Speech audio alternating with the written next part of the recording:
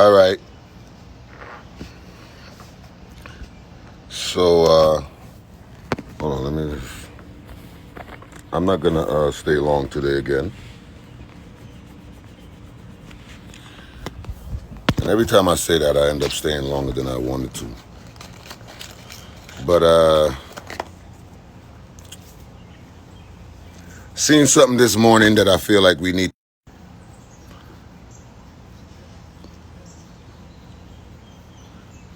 I seen something that I think that we need to speak about today.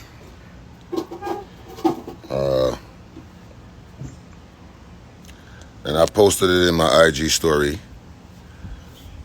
Later on, you know what it is already, Playing for Keeps, the dating show. 8:45 p.m. Today is Mature Mondays. So, yeah. All right, so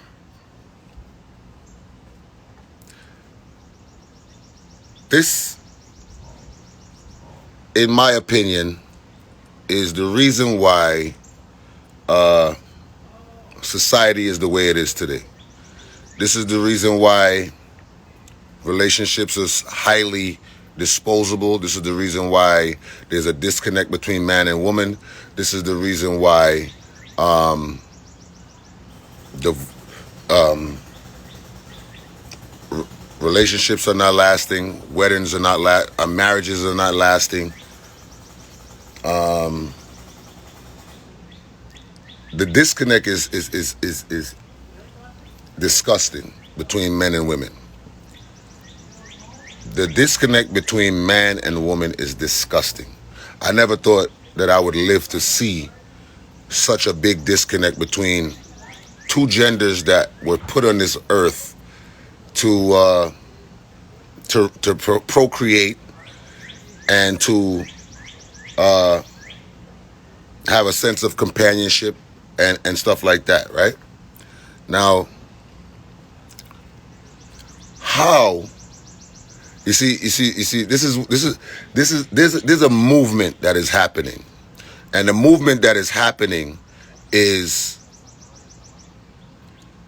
this necessity or this want, this need to have black men, black women against each other. And it's sick. And anybody who puts themselves in as a part of it, you need some type of help, evaluation, whatever it is, because this is the reason why we are the way we are. And of course, when I come outside, my neighbor wants to do his lawn. Of course, when I come outside, he has to turn on the edger, the weed whacker. You know what I mean? But anyway, it's all good.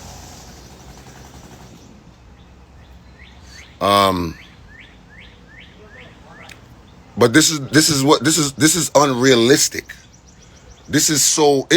I think people are so bored that they have nothing better to do with their time more than to create some form of segregation, some form of lack of unity, or whatever it is, right? The song, now mind you, there's no artist within the black culture that is bigger than Beyonce. Make we just keep it real, right? Beyonce is like the biggest. When you talk about Beyonce, you talk about the Beehive, you talk about music, you talk about talent, you talk about you're talking about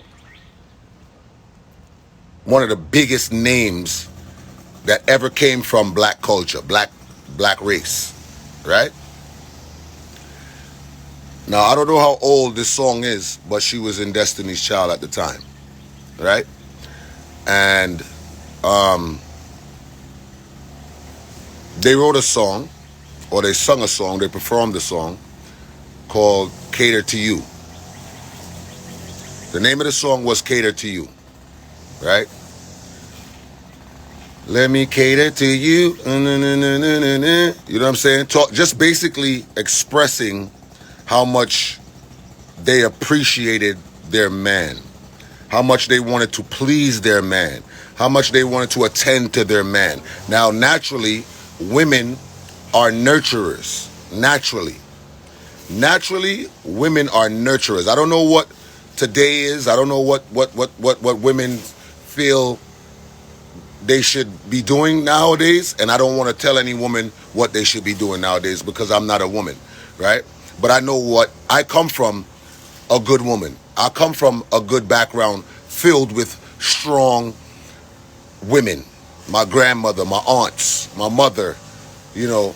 So naturally, women are nurturers in my book. I don't know about nobody else's book. Maybe someone are raised by some woman where them a man, or them want be man, or them want stronger than man, or whatever, or they hate men. I don't know. But from what I know, women are nurturers, right? And men are providers, they're protectors, you know, they hold the structure, you know, stuff like that, alongside with the union of a woman. Now, y'all can hear me because you know he wanna do this today, which I'm not mad, but I just want to make sure y'all can hear me.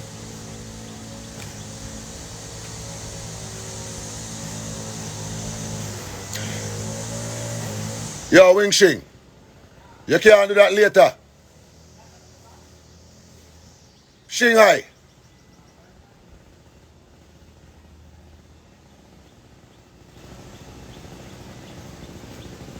All right, good. So Black Twitter has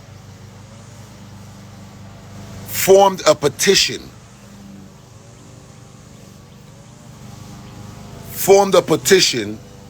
to ban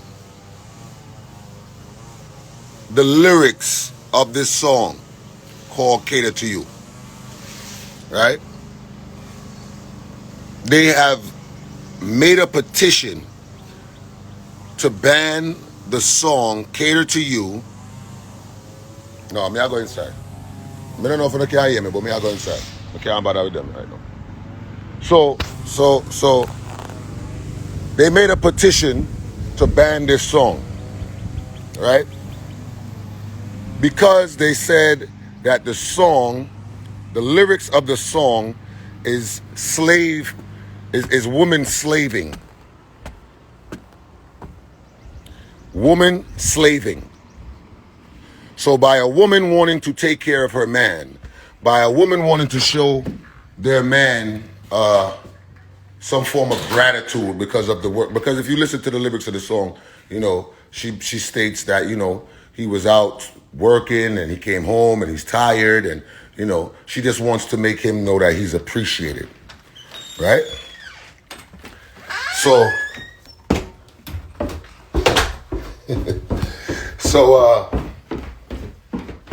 therefore, it's woman slaving to these people. Now, if showing your gratitude, your respect, and your love for your spouse is slavery, sign me the fuck up. If showing your gratitude, your respect, your love, and your value, and putting value on your spouse, if that's slavery, sign me up. Because I love to do that. I love to show appreciation for who I'm with. I love to show my gratitude. I love to express it in any form or fashion. Right? So I just want to know what y'all feel about it. Right? I want to know what y'all feel about it, because if that's slavery, if that is slavery, so you see, there's this movement, and I want y'all to really understand what this movement is about, because the movement is so strategic and it's so strategically placed for us. Right? It's strategically placed for us because they know that we are the kings of divide and conquer. We are the kings and queens of separation. We are the kings and queens of being manipulated. We are the kings and queens of hating what we look like. We hate what we look like as a people. And when I say that, I'm talking about ourselves, and I'm also talking about others. We cannot love each other if we don't love ourselves and what we see within ourselves. So if the person that looks like me, I can never love that person if I don't love myself. And it's very sad that this is where we're at with it right now. You understand? Very sad that this is where we're at with it right now. Where a song that Beyonce did 12 to 15 years ago, showing gratitude, respect, and appreciation for a man in a song, they want a petition to ban it because it's slavery to women. It is slavery to women. I wanted to play the song, but I'm not going to play it because I don't want them to cut us off or anything like that. But let me look up. I'm going to do a quick lookup of the lyrics, right?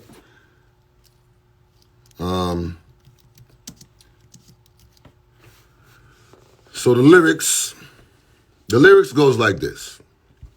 I want y'all to really pay attention. I want y'all to pay attention.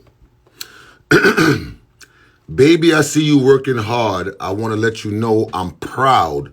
Let you know that I admire what you do. The more if I need to reassure you.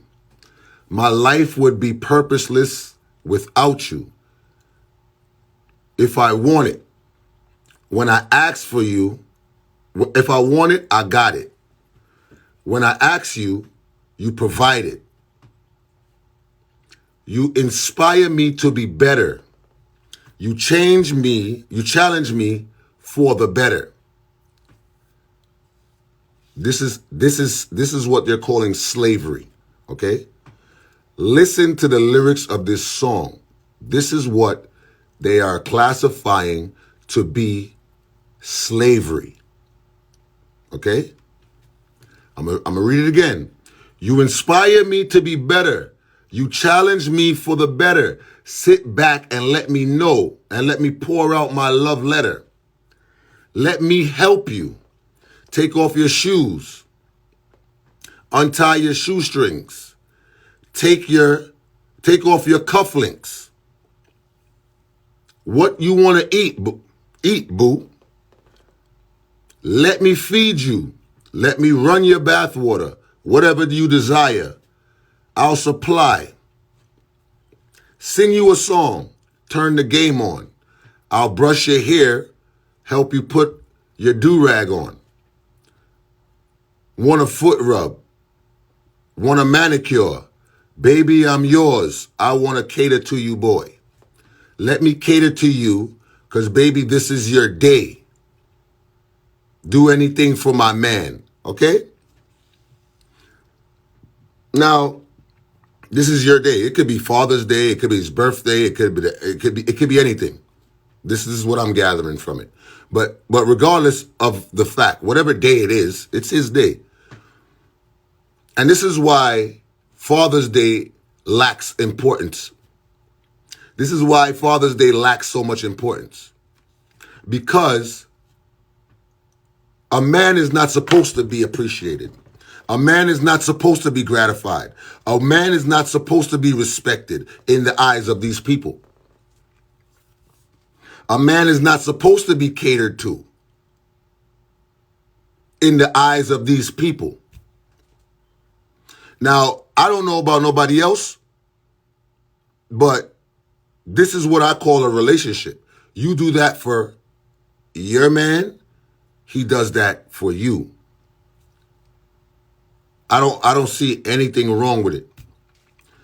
But they won't petition. They won't petition to cut out to ban songs like you're irreplaceable, bills, bills, bills, and shit like that. The songs that talks like separation is what they like. You understand?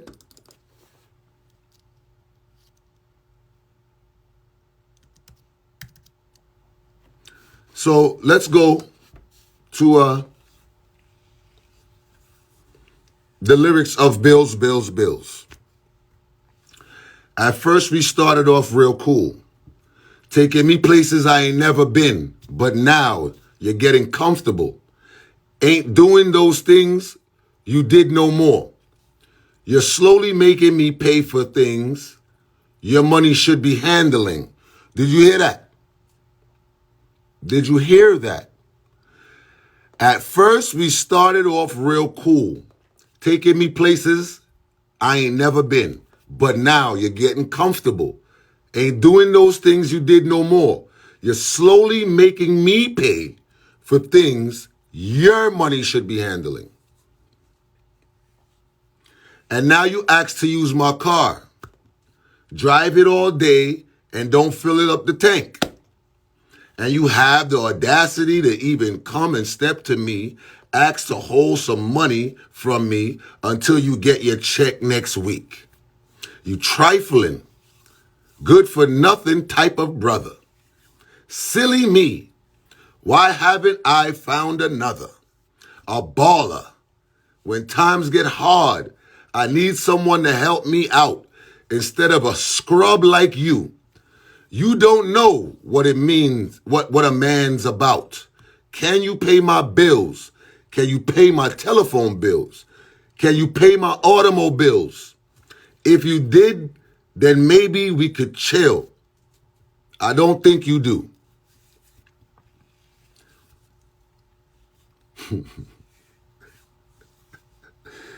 This is what they want to pass. This is what they want to have,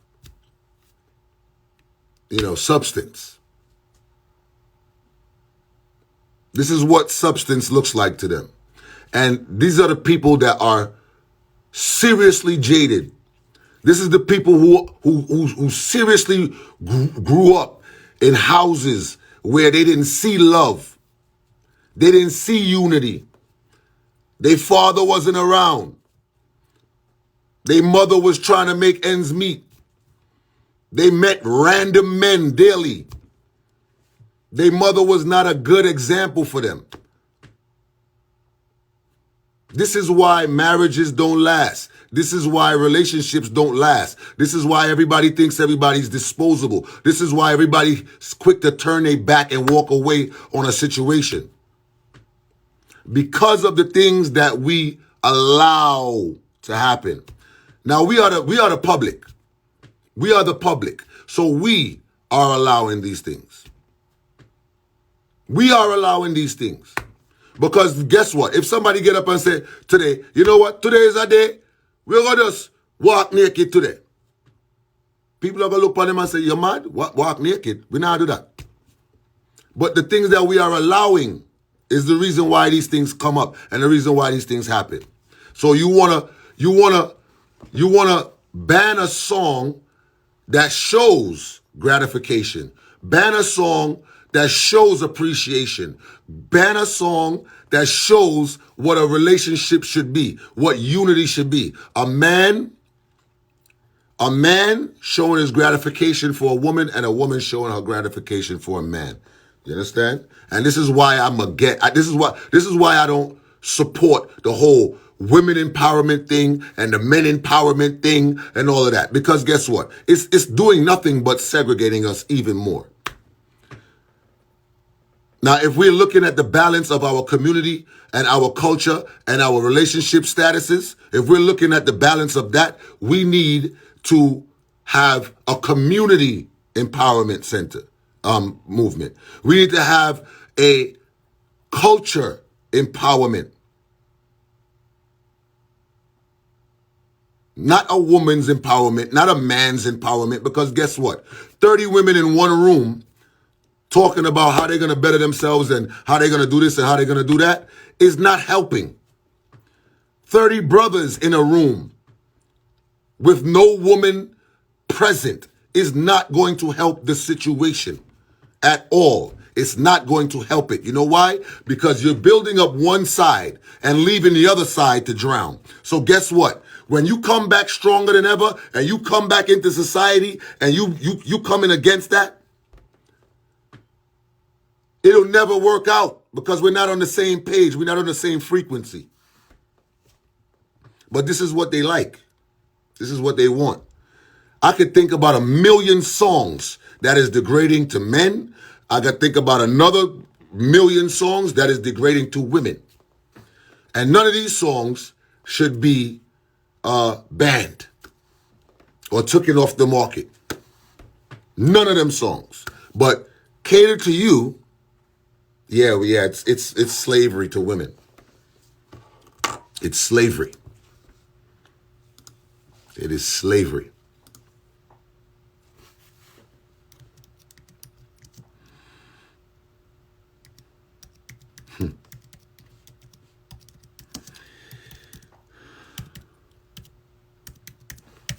It's slavery.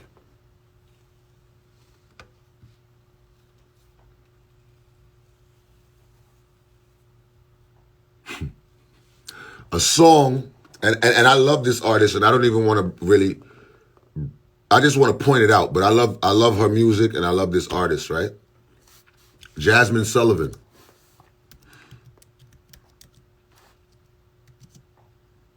Right? Jasmine Sullivan, love your music, love who you are as an individual. I'm just putting the song out because a lot of times, well, in most cases, artists don't really sing songs that they write. I don't know who writes what for whatever, but let's talk about this song. The song is called I Bust Your Windows Out Your Car. I bust your windows out your car. Let that one go. Let that stay in society. Let that song stay in society because it's awesome. It's a great message. It's a beautiful message. It's a beautiful song. We need music like that in our community and in our culture. I'm going to read the lyrics to this song now, right? Because Cater to You it should be shunned. It should be out of here. That song, listen, how dare you cater to a man? Men do not deserve that. Okay? Men walking out of their houses every day, black men to be exact. Black men leaving their houses in the morning never knows if they're going to make it back home. Never knows if they're going to see their family again because of the things that happen in society, which it's not something that we're guessing. It's something that we see on a regular basis. We see these things on a regular basis. Right? I bust the windows out your car. And no, it didn't mend my broken heart. I'll probably always have these ugly scars. But right now, I don't care about that part. I bust your windows out your car. After I saw you laying next to her, I didn't want to, but I took my turn. I'm glad I didn't. I did it because you had to learn. I must admit, it helped a little bit to think of how you'd feel when you saw it. I didn't know that I had that much strength, but I'm glad you'll see what happens when. You see, you can't just play with people's feelings. Tell them you love them and don't mean it. You'll probably say it was juvenile, but I think that I deserve to smile. And listen, we can all relate in some form or fashion to those lyrics. Because like I said, I'm not bashing Jasmine Sullivan at all. I love her music. She speaks a lot of fact and a lot of truth. And if you breathe on this earth, you've witnessed or experienced heartbreak before. So I could understand and I could relate to that. But I could also relate to catering to someone. I could also relate to the music that we hear and the music that we feel. Right? K Camp got a song called What's on Your Mind. Right? I can relate to that song very well. Very well. I can relate to that song. What's on your mind? Because you've been acting different lately, girl. What's on your mind? I'm tired of arguing. What's on your mind? That I can relate to that. But when you want to take a song out that appreciates black men and in a relationship status or in a marriage, something has to be wrong with our society when we feel like we need to do that. Something got to be wrong if this is how we look at society. So what I'm gonna do right now, I think I'll put my opinion across, because you don't have to agree with my opinion. This is just my opinion, right? This is just how I feel about what I'm hearing, right? Because it's okay for everything else to take place, but to cater to your man, that's not okay. It's not something we should be doing. Okay, ladies? So I don't know if women realize it or see, but you guys have the say. You guys have the power. You guys have it's there. And it takes for you to understand that and realize that, the longer it's going to take for us to unite again. The longer it's going to take. Hello? Hello? Oh shit! Sorry. Hello? Okay. So let's talk. Let's talk about it. Send your request in.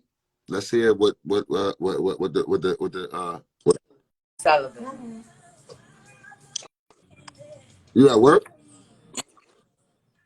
Yes, sir. I was just explaining the situation to my client about what you're talking about, and saying that I watch this gentleman named Major Hype. I'm Denise. I watch you all the time, and I was just telling my client, I said, what he's saying is facts, because somebody just want to cater to their husband or their boyfriend or whatnot, and this man comes home, real tired and needed. So what's wrong if you do some compassion or your boyfriend? It doesn't matter. And I said, right now we're talking about, I knew he was going to play that song, say that song about Jasmine Sullivan, and then she just came on singing the other song that you was just talking about. She's on the radio, and I said, this is weird, so that's what I was just telling my customer, and I happened to look up and see that you took me because I'm pressing her hair. I'm at work. Right. Yeah, but you're right. You're absolutely right, because yes, I mean, my husband works late in the night, and when he comes home, most times I'm half asleep, but I'm up. Hey, honey, how was your day? Everything went well? Okay. I said, I know he likes to drink tea. So I said, I already have your tea ready. And I do. He drinks tea. I mean, he's a Jamaican as myself, but he drinks a lot of tea. Right. And we would chat about what happened today. I said, today at the salon, this happened. How was your day? And we converse about what happened. And I'm like, look, we know sometimes we have to take our level down to deal with people because you're in public. But sometimes it's hard, And I'm not saying every day we are lovey-dovey. We have arguments like anybody else. You know what I mean? And we'd say deep things, and I'm like, oh my God, I shouldn't say that. And then he would, and men, most Jamaican men to me don't like to apologize. But my husband understand, yes, I would tell him some deep stuff though. And he's like, hey, you really went deep, why would you go so deep? but because I'm mad, but you know, I apologized and I said I'm very sorry because the words that I used, I didn't have to use that word. Well, But guess we are what? supposed to love our husband and our partner. We're supposed to. Ain't nobody perfect. He ain't perfect. I'm not perfect. But we're supposed to love, and I think what they're trying to do is stupid. Why you want to ban such a song like that? That's how somebody wants to cater to someone. A matter Exactly. of fact, I just gave my husband a pedicure a couple days ago. I gave him a pedicure. This is what I've been doing for years. I've been doing hairdressing. I cut his hair. I give him manicure. I give him pedicure. And yes, again, once again, we have arguments, of course. Of course. But But I love my husband. but that doesn't change. That doesn't change the narrative of your love and your respect for him. Doesn't. It Of doesn't course, we change it. all of us get excited or whatever. We say certain things. Taking accountability is the biggest thing for that. You understand? If you say something where you know hurt him, or him say something where hurt you, you have to say to one another later on or whatever. Listen, I'm sorry. I should have said, you know, I overdo it, whatever. Yeah, but I get mad with him the other day, and it was so funny. I was so mad that I told him, yeah, that's all you do. You want to go play domino, and I'm not interested to play that nonsense. I mean, I don't even understand it. Why should I stand there? And then he said to me, and I got real deep, and I told him I wouldn't even tell you what I tell him, and then he tell me something deeper, and I start to cry. And what he tell me make me cry was funny. He said, you know what? I see why you don't get on with people. You're jealous. You're jealous of everybody. You want to be like, he told me I want to be like one of them stars. I don't sure if he said Beyonce, I want to. And that thing hurt me so bad. I was crying so God. I told my friend. Listen this. Yeah. You see, if you want to be like Beyonce, that is guess what? That is a compliment. Because guess what? Beyonce I cater to her man. Of course, but he's saying that I'm jealous. That was what hurt me. And I'm not jealous of someone. So then my girlfriend said to me, Denise, what you tell him was wrong. That was really wrong. So Louis, now when we get back together, my husband's name is Louis. He was like, D, come on, man. You know I know that's not so, but I had to tell you something back to hurt you. So you could shut up because I was going on and on and on and on and on. But you know the greatest thing? Yeah. You acknowledge it. Yeah, man. I do. That is the greatest thing. You sit down right there, so right now, and I say, I was going on and on and on. You know how much female now go say that? No, man, I go deep because let me tell you something, Mr. Major. I go deep. That sometimes I have to look at myself. My mother even tell me the other day, she was like, my pet name is Faye. She would say, Faye, come on, Faye, man. You don't have to go so deep. But yes, I'm guilty. Because I will remember something he told me that happened to him and I use it against him. You know what I mean? And that is so wrong. And I go deep. When I said I go deep, I go deep. But I really appreciate everything you're trying to bring to the forefront to people because I appreciate you. Nobody perfect because that's a nice song that them girls sing. That was, I mean, I didn't even know the words until you read it just now. All I knew was cater to you. I never even knew nothing else. You know what I'm saying? Exactly. And yes, the division. Why are we dividing? And we're just supposed to be dividing. My girlfriend is going through something with her husband right now, and I'm telling her, see if you guys can work it out. Work it out. See if you can work it out. I'd never tell her to leave her husband. Let me tell you something. You see, people who know love and love to love, that will always It's true. That will always be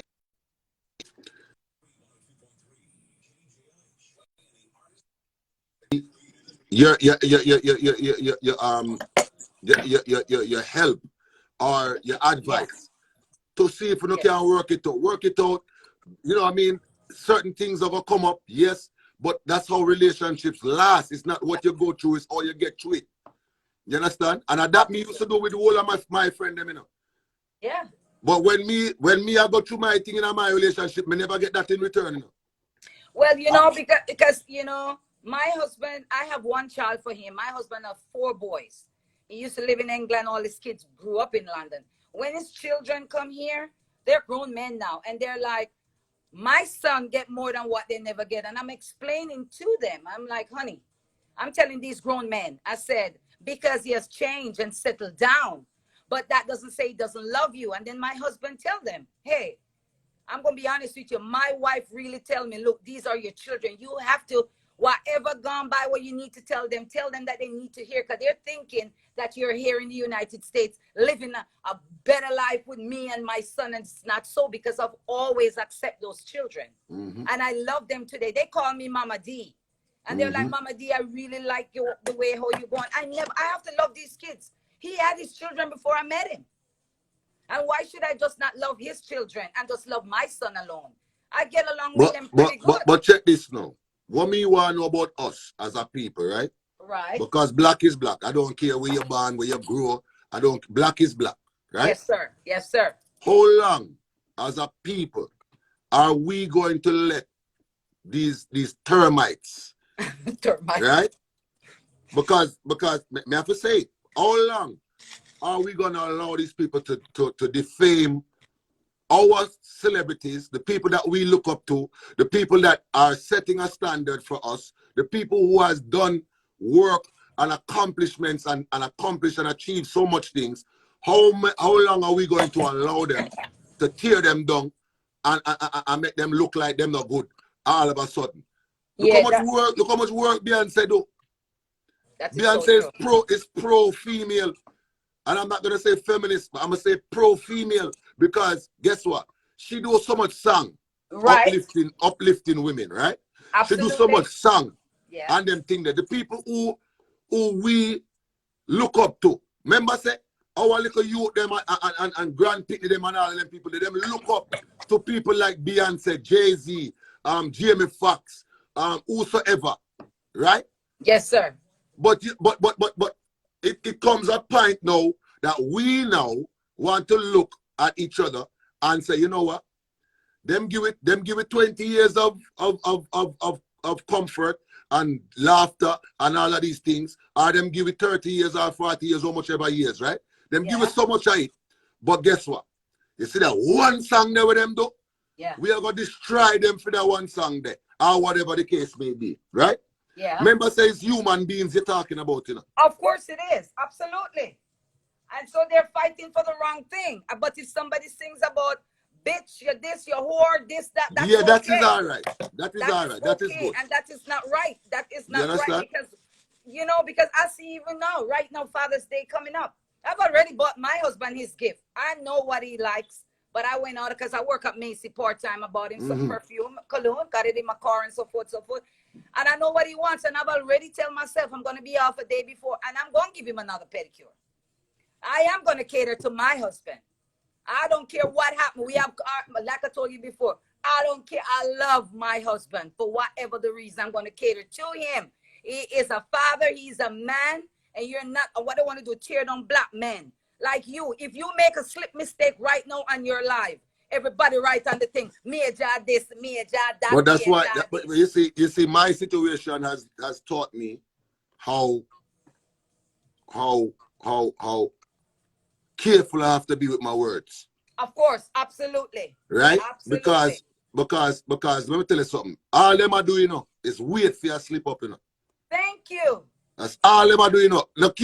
No care what message I'm trying to get across. No care how compassionate I am about it. No care how much love I have for my people. If I ever say one thing, remember me tell you, the whole of the message gone through the window. Of course, you're in problem. They unscrewed the things, and that's how people are. You can do a million good, and one day something happen. Boy, I mean, I tell about that boy a long time, you know, he ain't good at that girl a long time, and it's not so. And we are never uplifting. You know how long, you know how, all right, me see this thing from this morning, you know.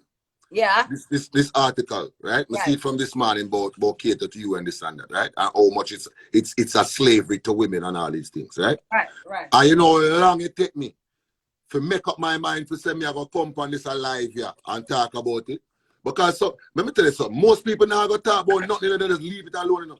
No, people only come on the live a lot of times just to hear a gossip. All right. Gossip, mix up, and who are fight, who are this and who are that. But anything that have to do with any kind of positivity or upliftment, they know why you none of that, you know. No. And this is what they're trying to do, is to divide us. Because if you got dressed today and you look real good, this is how most time we do give somebody a compliment. Boy, Major, you look so nice today, but you know, I'm gonna wear the shoes there with the pants there. That's not a compliment. Just you tell me already I look good. Why are you telling me I want to wear the dress there with the shoes there? That's how me feel, and that's how me the one wear and me look good. So don't give me a compliment. at all. Yeah. You Yeah. understand what I'm Your saying? You tell me hairstyle some look shoes they match my frock me because like we know it look good. exactly. Me like your hairstyle, but your face it don't fit your face and all them something there. You Yeah, man. understand? Yeah, man. And I could tell that was something that was bothering you when you came on first, when you were outside. Mm-hmm. And I said, oh, yes. So I take my lady from under the dryer and I come and I say, oh, yes, I don't care. I'm talking to her, but I'm telling her about Mr. Major. And then I happened to turn around and realize that you click on me because I wasn't looking. I was telling her so she could get the understanding. Mm-hmm. But I like what you're doing, Mr. Major. I watch you every time. You click on me twice before.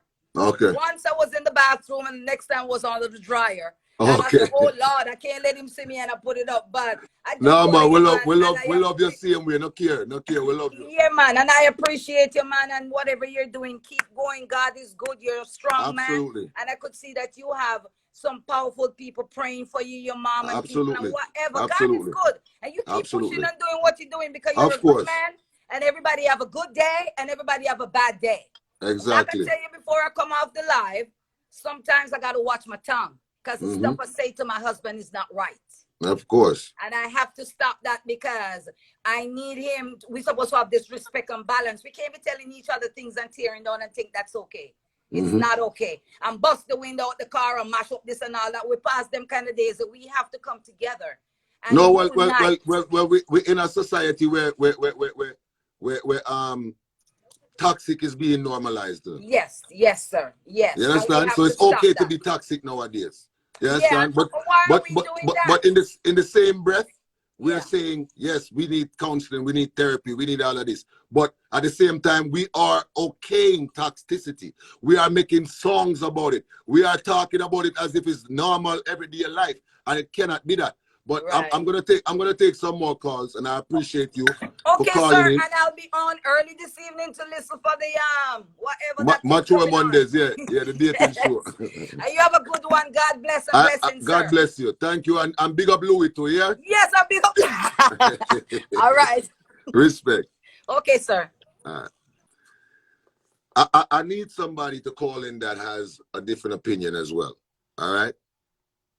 I need somebody with a different opinion who does feel like this song is offensive to women, or does feel like, I'm just gonna click on names, but if you do have a different opinion about it, just write it in the comments, and I'll click on, and we can have a discussion about it. And this is what we do as adults. You understand? This is what we do. We converse. We have different opinions. Hello. Empuja. Hello. Push. Oh, I'm sorry.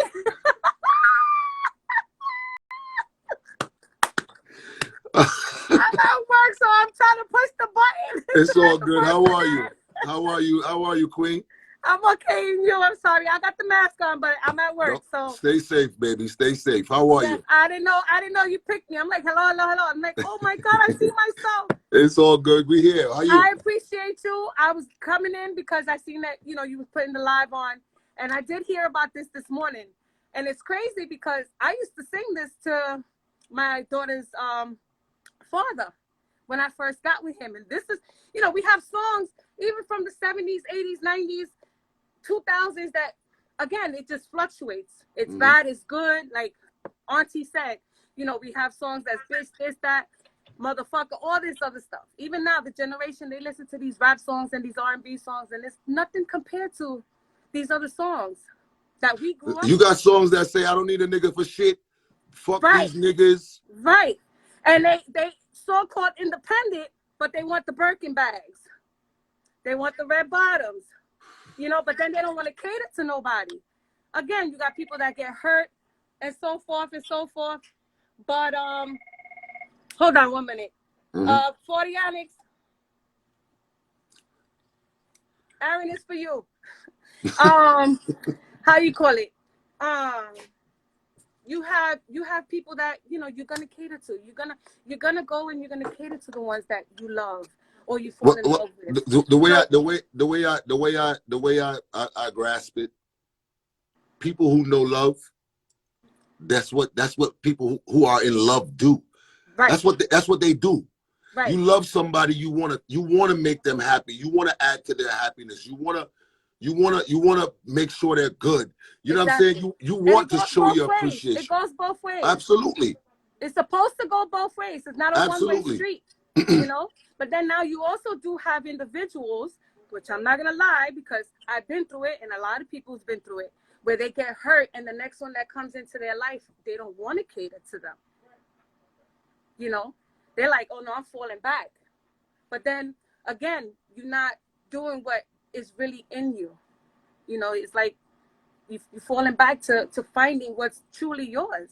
Absolutely. So all this stuff about this song is like, come on, I ain't even giving the energy as far as like, it's my song, I love it, it's from my days, my generation, and I could go back to Nelly shaking it like a tail feather, whatever. So I guess the song with Nelly and Kelly is that should be slavery to women too, right? Because and let's go even further back, because the original to that is Patti LaBelle. Right. So Patti LaBelle singing about I need you, I want you, well, exactly. baby, and this is what I say. We have songs from back in the day, and they even sampled now. A lot of songs are sampled. A lot of songs are this is what I'm saying.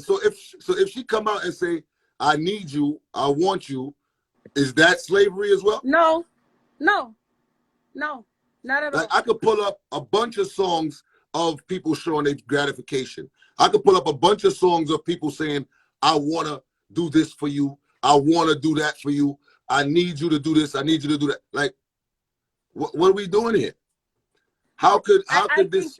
I think people are just messed up in the head. Like you said, they need therapy and stuff like that. But what they also need is God in their life.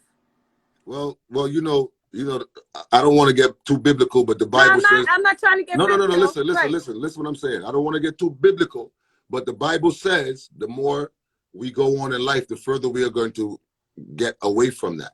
Of course. And it's just a sign of the time. So at the end of the day. Exactly. But you still need to follow that route. And, you know, again, love is love. Love is absolutely. Love. Absolutely. Love. There's no room. There shouldn't be no room for none of this stuff about, especially a song. Come on. Ridiculous. Well, I appreciate your opinion. I thank you for calling in.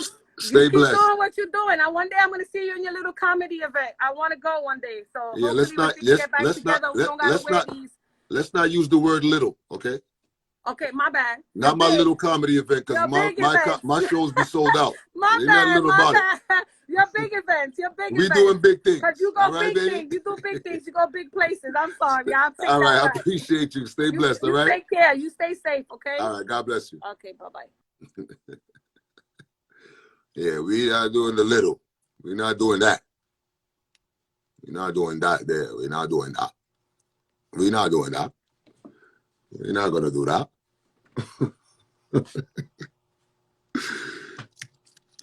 Where's my fellas at, man? Major. What's good, bro? Yo, I like what you're talking there, so you know, big man, because right now, even to be a soul over here, it's like the system set away, right? Whereas that, as long as you is going to be doing anything that is what I call audio pornography, whatever going on all these days, audio pornography. Audio pornography is all right for the people, right? Mm-hmm. For the system. But as long as you want to do something that is going to uplift your mind, the system likes to get inside of your home and want to program how your home is supposed to be set. You understand? Absolutely. So, absolutely. All that going on right now, it real people over here right now, big man. I real depressed to see me here because the system feels good to see that I feel this way, knowing that my child mother take my children from me for no reason. For me wanting to be a father, me wanting my children to come home to me, big man, and give them homework, do them homework with them. These are things that I do with my children, see? And for no reason whatsoever, brother, I gotta be taking this woman into a courthouse and hearing the judge want to side with the woman, even though they know that I ain't do nothing. I got the social involvement, the social thing to me. Oh, but the mother saying that you're a nice father. I say, well, if I was a nice father, why is it that nobody ain't helping me to get my children back in line, big man? You understand? Absolutely.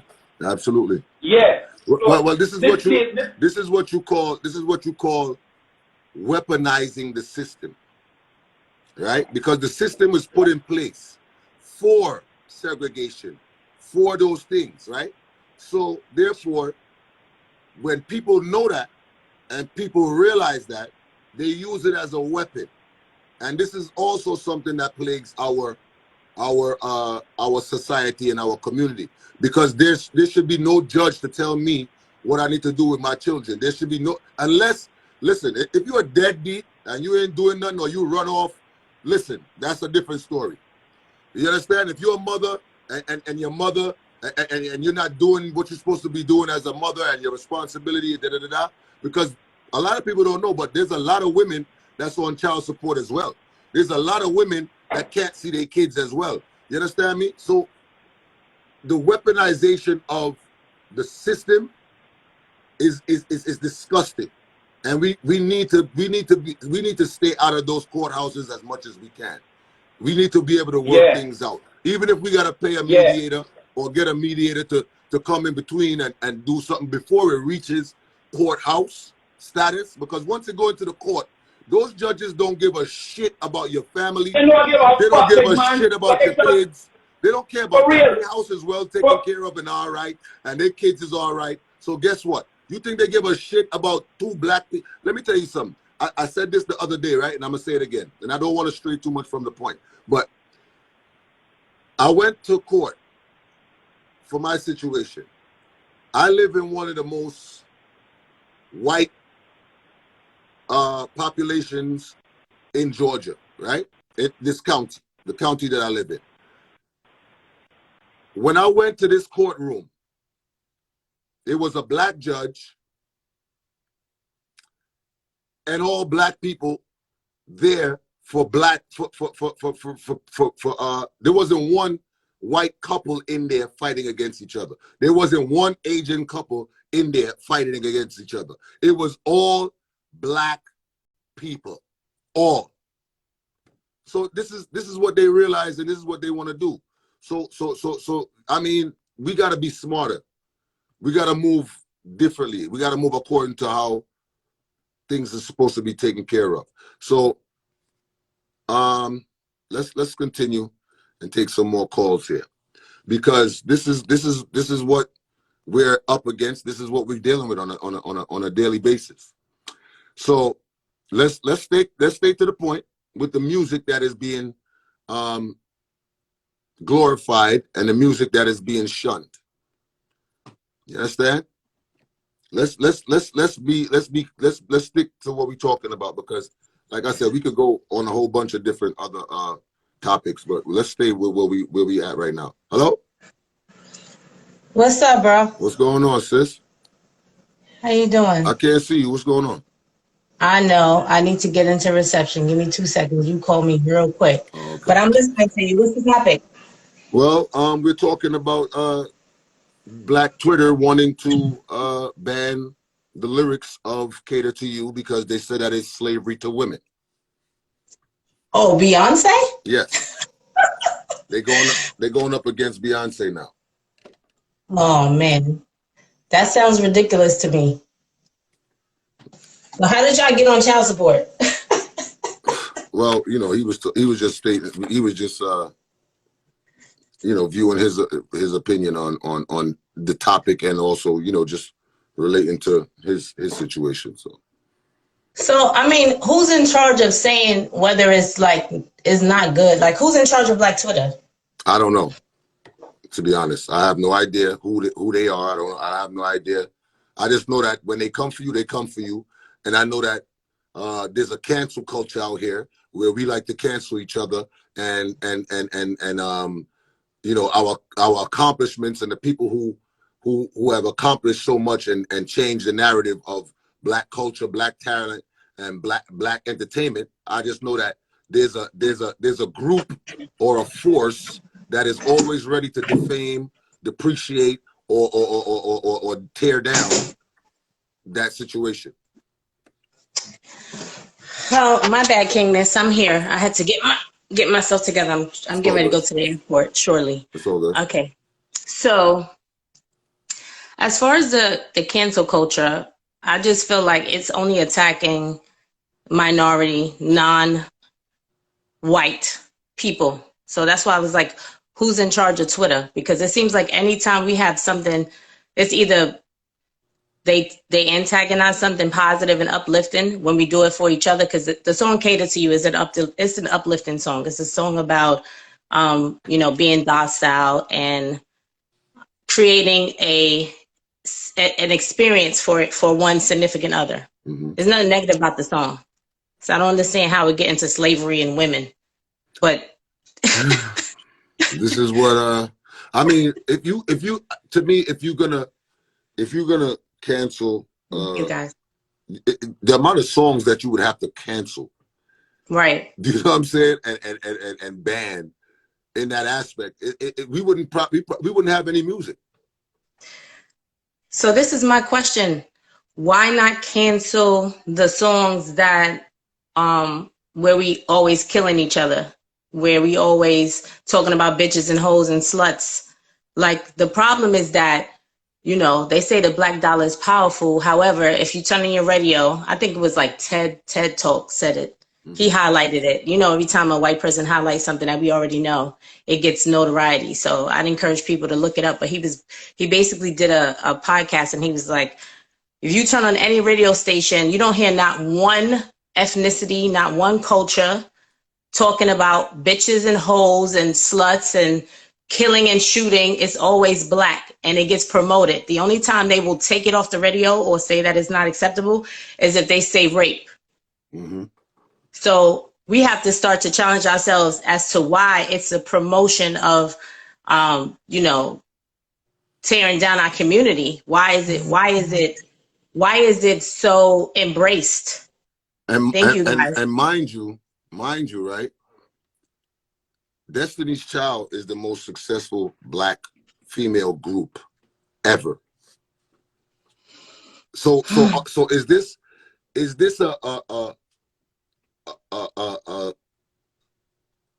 some sort of agenda to tear down their work and their accomplishments? Is that what this is, or genuinely someone feels offended by that song?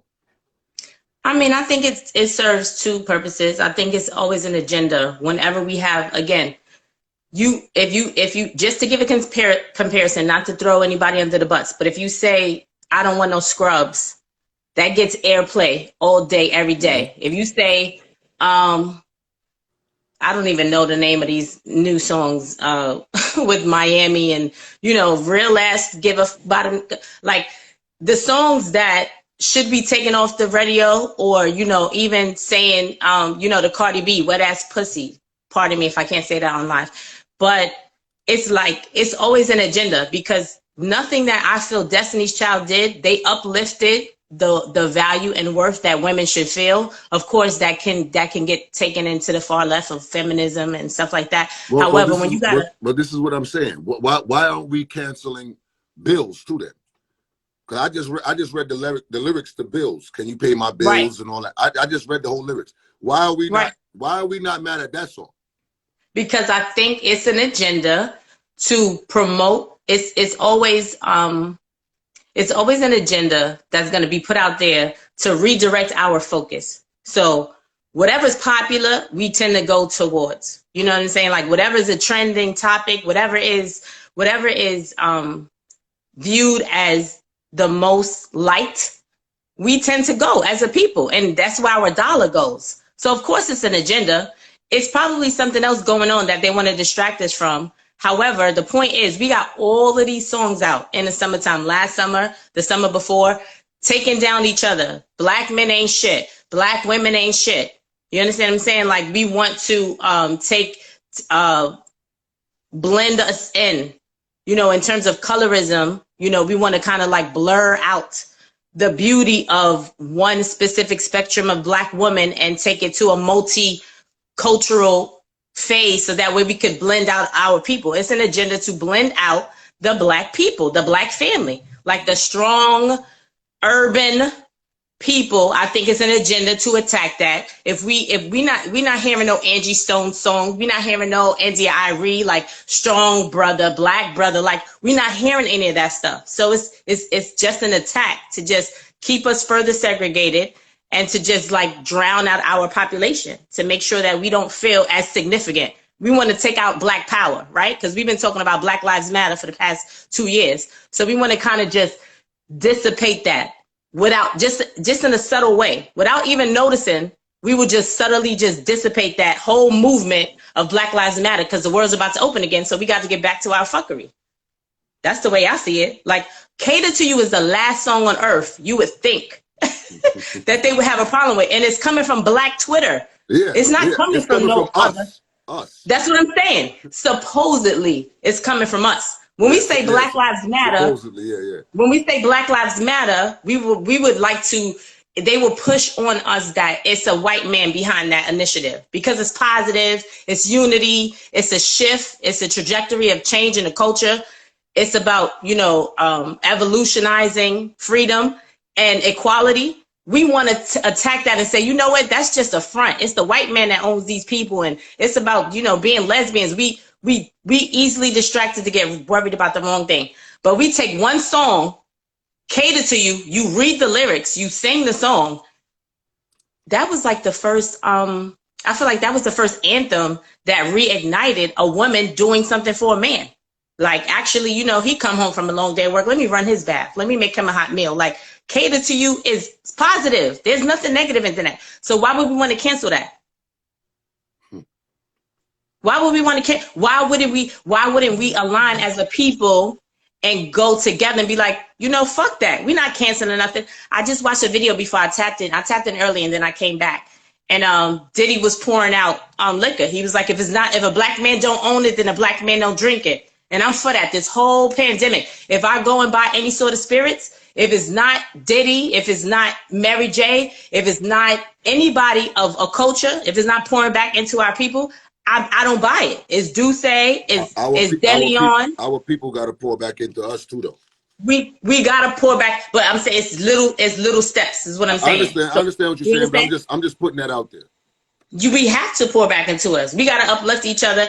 And we do have jokes, like we always joke with each other, but that we have to start speaking up more. Like, you using your platform to talk about this song and say like it's a bunch of fuckery, like that's everything. Now we need all of the other celebrities to fall in line and get on the same page. Exactly. That's my point.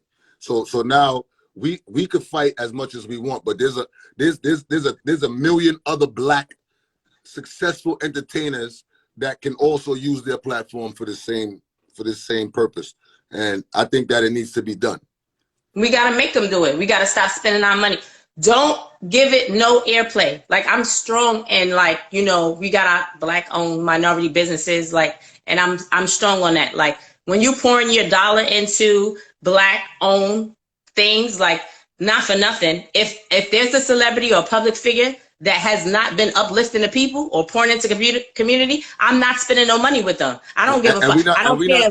And we're not talking about these tax write-offs either. We're talking about use your voice to speak. Use your voice to speak.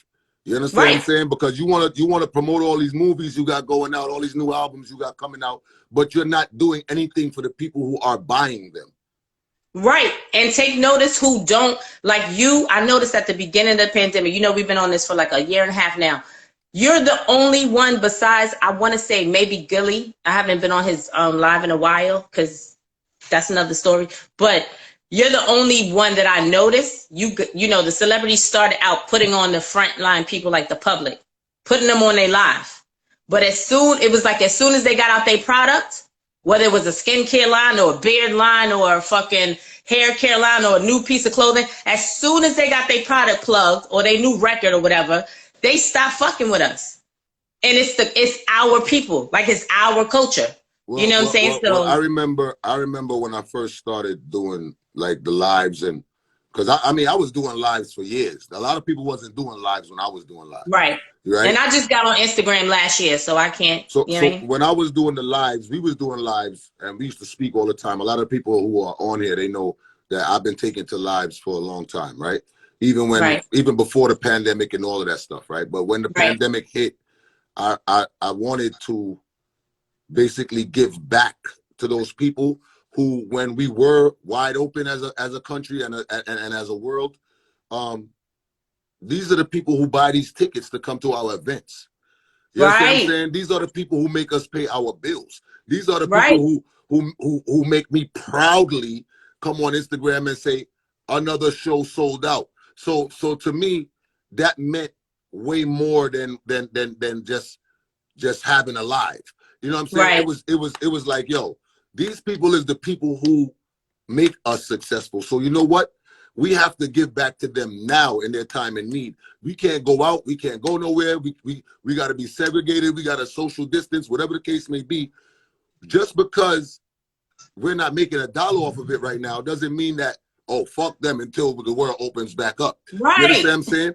And a lot of these motherfuckers, and I'm not trying to put nobody under the bus, but a lot of these motherfuckers who started doing lives is because they was bored. They had shit to do in their house. So guess what? Now I'm gonna do a live. But at the end of the day, I wanted to do. That's when I started doing the clashes. That's when I wanted to do the artist battles and stuff like that, similar to the verses. But in our culture, that's why I want to do all of these things, because I'm like, yo, when you go on that stage and you see 4,000 people jumping up to your music, guess what? These are the people right here. So guess what? We all have a fan base. So use your fan base and show some gratitude. You know what I'm saying? And that's just what I was trying to accomplish in the beginning. You know what I'm saying? So at the end of the day, I mean, we all have a voice and we all got to let it be heard. You know what I'm saying? Nobody don't give a fuck about all that. You got a new sweater coming out. All right, all of that is cool. But guess what? You know, like, all of that is cool. But bro, what's up? What you doing? What you doing for your people? Fuck your freestyle. Fuck all of that shit. What when you are out in the streets and you flying all up and down the place, if the place was empty, if the venue was empty, you wouldn't be who the fuck you are. So guess what? So guess what? Let's show these people that we appreciate them. And we move the needle. Not only that, like we move the needle. So it's not like you always was genuine. That's why I love like no matter what, like you human, but I love you just like you are, because I know you real, no matter what, no matter flaws, no matter imperfect. Like I know I needed to come out so I could see you, so I could see like, okay, this is genuine. You know what I'm saying? You're not trying to come out and be something that you're not. Oh, I'm perfect. But when it comes to like people, the heart of people, you got the heart of people. You know what I'm saying? I know that and I see that. That's why I fuck with you. And that's why, like, not for nothing, people be, when we talk and we on the live and people jump in my inbox, oh, I never thought of it that way. Or, you know, people might follow me. Like, the people on the front line is who moves the needle. Like everyday people. Of course. Everyday people. So if you could get your, like, not even Busta Rhymes and fucking, like, everybody. All of them need to be on here doing what you're doing. Like, that's just what it is. Like, I wouldn't pay another concert, like going to concerts and paying $900 a ticket. Like, are y'all crazy? Like, y'all need support. This is the time to pour back in and reset. This is the shift. I feel like the pandemic. I feel like the pandemic was a time for us to open our eyes.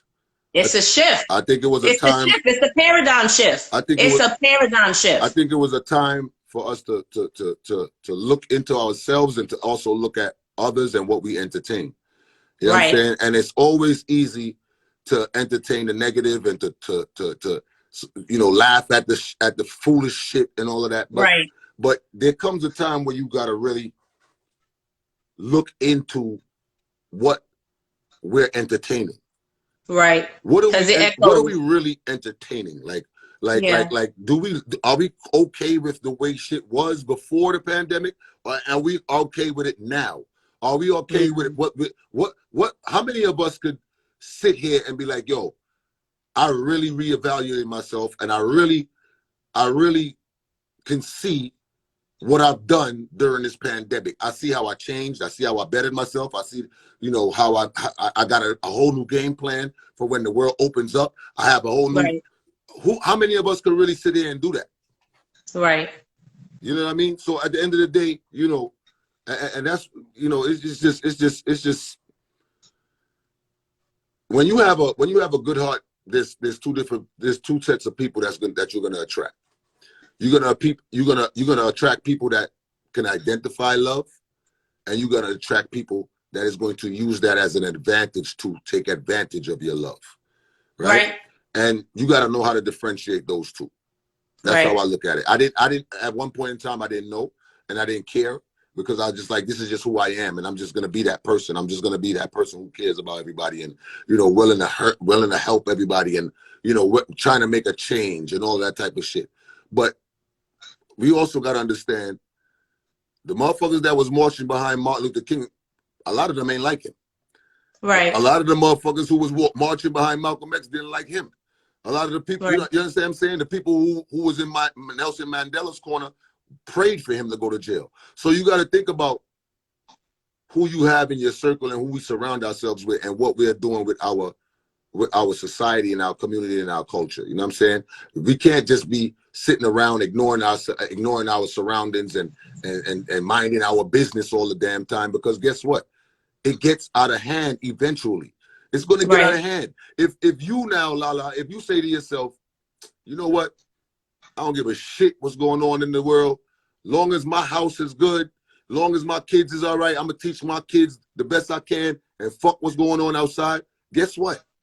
This is how we got here. They're not going to be ready for when they go outside.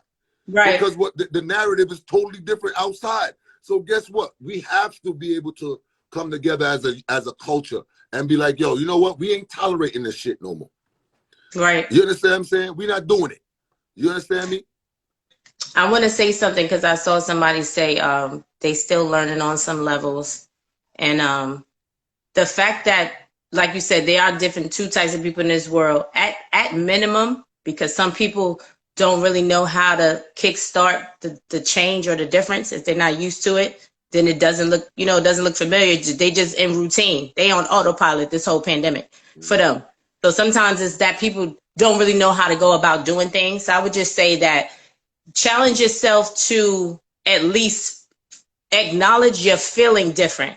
Like the feeling that you had before the pandemic, you can understand the significance of it being a different shift in the energy in the universe, because your feeling is different. You don't wake up like a regular day. It's not like back to business as usual. It's like, yes, the world is opening back, but is it really? Like, your level of thinking should be just different than it was before. And that's how you can now use your resources. Like he said, you got time for playing and laughing and joking, but you have to tap into what's gonna pour into you, what's gonna help you. I was just telling my homegirl, like, back in December, I know I'm real strong about my passion in life, like my assignment, my purpose on this earth.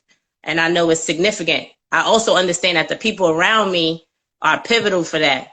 Like, they're vital, because if they're not doing what they need to do, then it keeps me out of alignment with my bigger purpose. So to your point, you have to be discerning. You have to understand the purpose for people being in your life. And you also have to challenge yourself to eliminate your own human biases, because now you can cause yourself to block a blessing. Absolutely. You know what I'm saying? Absolutely, 100%. And so, right. And so that's why I would say, like, everybody's significant. All happens for a reason. This is divine. And I'm on deck, whatever's necessary. Absolutely. But these conversations need to happen. Like, absolutely. Like, they need to happen more often. Every time you get on somebody's live, challenge them, what they're doing. Doesn't matter whether I don't care who you got to put on blast. It's like our existence and the future generations thriving depends upon that. It's absolutely. Like, okay, you're going to be mad at me. You're not going to speak to me. Okay. Oh, well. It is what it is. Next. It is what it is. Every time you get on anybody's live. And I saw a lot of people saying, yeah, it probably was some young person that said that about the song. Oh, it probably was somebody in Generation Z.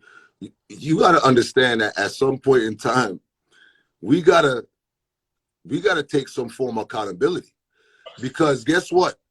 Generation Z is a product of Generation X, and Generation X is a product of Generation whatever. You know what I'm saying? So at the end of the day, it's us. And as the Not to cut you off, bro, but my daughter, I was talking to her about like what conversations Generation Y has, you know, and we was talking about a lot of stuff, but she ended up saying like, when I was like, well, why don't y'all talk about, you know, what impact, basically, if we get to a point where we just got artificial insemination because everybody decides they want to non-gender identify and just everybody decide they want to get rid of their vagina and become a man. What happens to the population, basically? Are you guys talking about this? And she said, well, we don't really talk about it too much, but we figure whatever we do can't be any worse than what y'all already did. That shit hit so different because it's like that's really where a lot of their minds are. It's like they really have this, well, let me enjoy what I can while I can. I don't want to deal with the hardships of, you know, the residue of the generational curses and the racism and all of the depression. They don't want to even deal with it because it's too much, it's too heavy. And they're not even going to have enough time to undo it. So they just like, fuck it. Let's just do the best we can.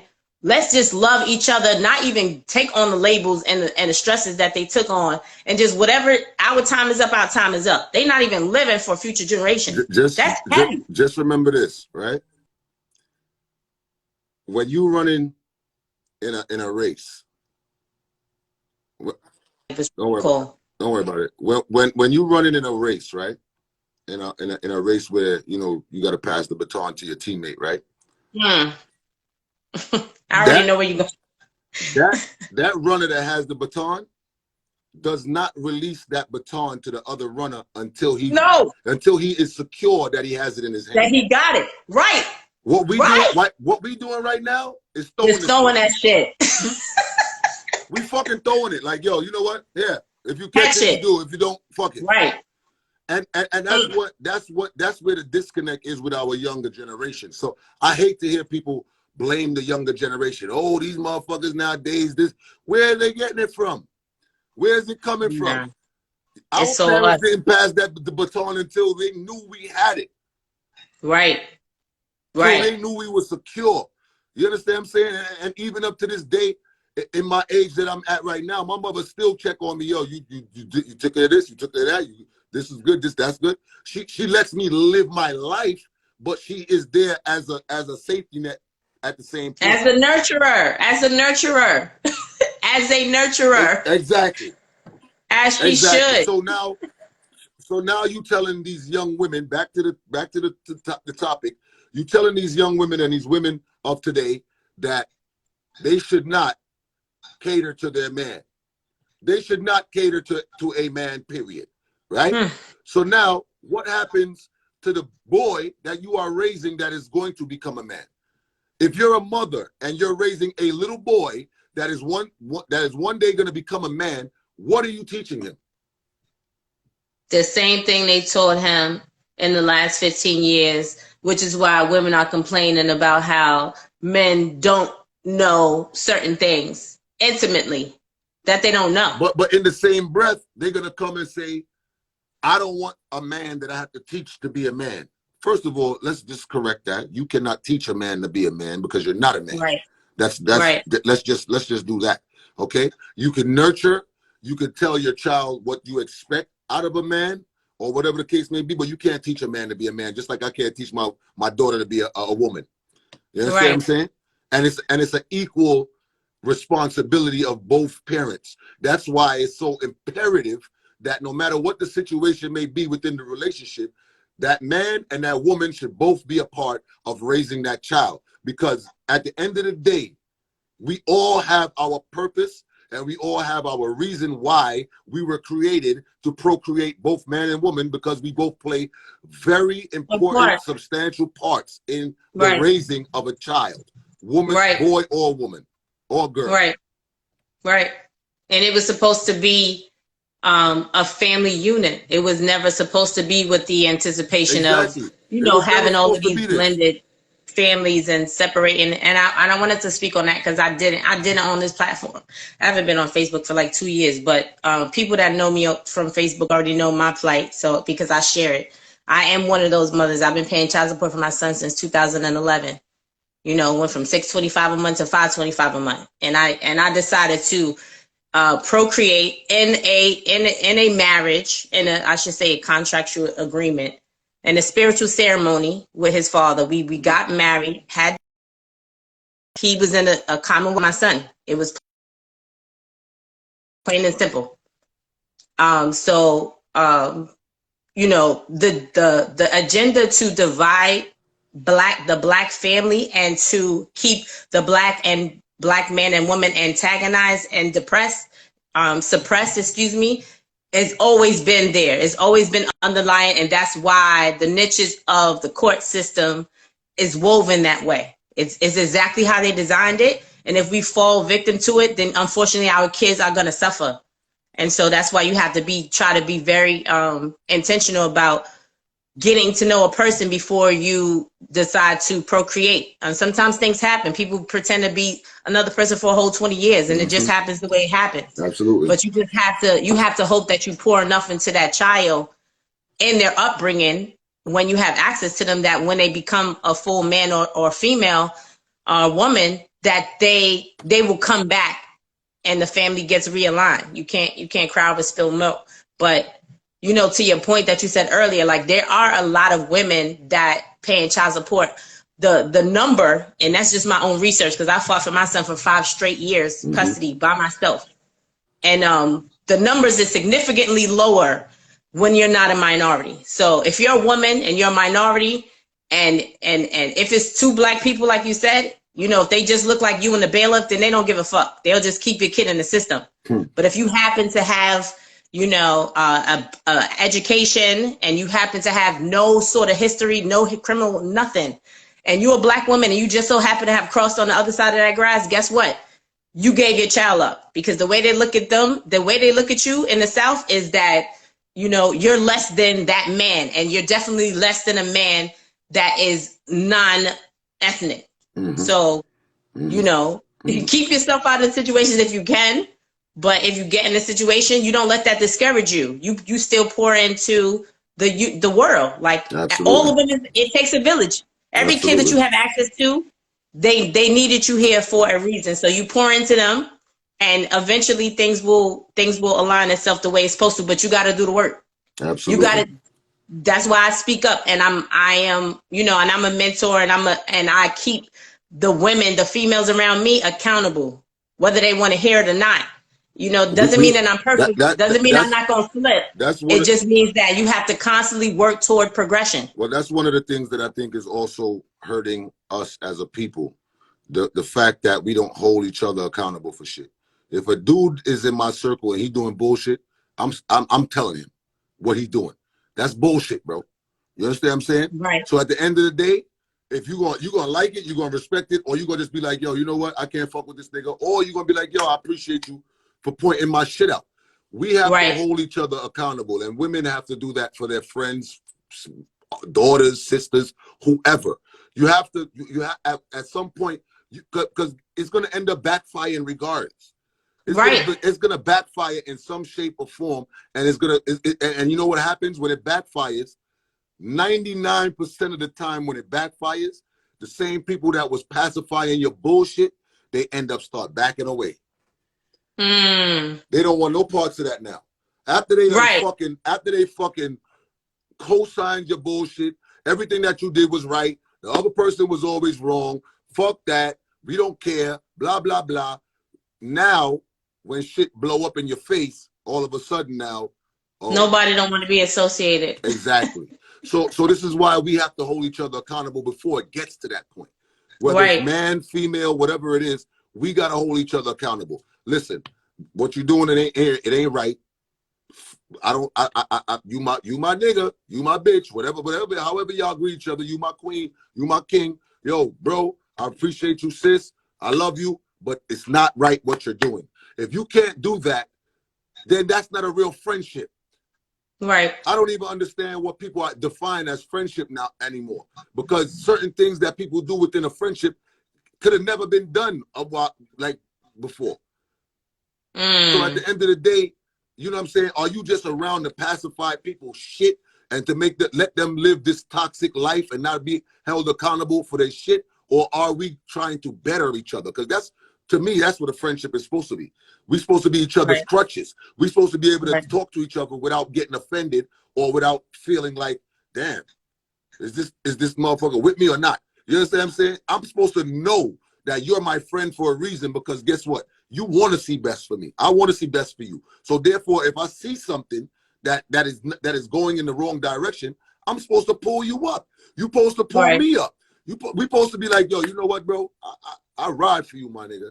But at the end of the day, what you did was some bullshit, bro. You understand what I'm saying? That's not what I stand for. That's not how you supposed to handle certain shit. Fuck that. I'm not doing that. Because let me tell you something. Niggas who don't take care of their kids and niggas who's abusive, and them niggas can't be around me.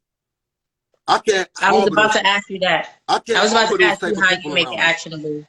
I cannot harbor those type of people around me. Period. Because clearly you think there's something okay with what you're doing. And if I talk to you about it and you're offended, or you feel like I should be minding my business, then guess what? I am gonna mind my business, and I'm gonna leave you the fuck alone too. Right. You understand what I'm saying? I'm gonna mind my business, and you're gonna not be around me. You understand me? Because guess what? You are a product of who you are around. You understand what I'm saying? You are a product of who you are around. So guess what? If I'm associated with you and you are a deadbeat dad, or you are abusive, or you are fucking a thief, or whatever, a womanizer, whatever the case may be, remember our parents told us this: birds that flock together. Birds of a feather flock together. Right. This is what we heard from a long time ago. Right. So it still applies. And this is what I try to explain to people. The times may change, but the foundation stays the same. Right. And the more we understand that, the better off we will be as a people. You understand what I'm saying? You could go to fucking work for MTA, you could do all of that type of shit, right? But guess what? The foundation of how they run their business stays the same. It might have little changes in it and all of that, but it stays the same. McDonald's is the most successful, one of the most successful franchises, because the foundation stays the same. They might add a new burger, they might add new nuggets, they might do this, but that foundation they created will always stay the same. And that's what we got to understand. That blue book don't change. It gets a little shaky because, you know, again, it goes back to, you know, it goes back to you putting somebody in the wilderness and expecting them to survive. You don't know what you don't have access to. So, you know, we went from two birds of a feather flock together all the way to cancel culture. And the in between is finding that balance. A lot of people can't find the balance because I had asked somebody, and I said, you know, hypothetically, would they do like continuing education? You know how you go on the job for your training and every 2 years you got to recertify just to keep your skills tightened. I was like, we don't have anything to keep our skills tightened, keep fine tuning them. What if we had relationship school? You know what I'm saying? With friendship school, you know, partner, not just go straight to therapy for mental health. There needs to be a continuous process, you know, and to your point, like most of the foundation of a business model is, you know, streamlining it so that you always doing something along the way so that all of the routines keep staying the same. We don't have anything like that. Right. We decide something is different, something is hot, something is new and fresh, and then everybody just goes and jumps on the bandwagon. No, people have little to no training, little to no knowledge. Nobody's researching anything, and people just follow. People just follow the mode. Exactly, it's just the trend that they follow. Like, all right, for example, right? Me saying I'm a single father, or a woman saying that I'm a single mother, right? That could be taken out of context because it became a trend. It became a sense of pride to say that. Oh, I'm a single mother. I do everything myself. Or I'm a single father. You could mean single father, single mother could mean that you are single and you're a mother or a father. Right. Doesn't like mean you just found single and had a household you're raising that child by yourself. Right. That doesn't right. It just means you don't have a partner. Right. Or it could mean that I'm single.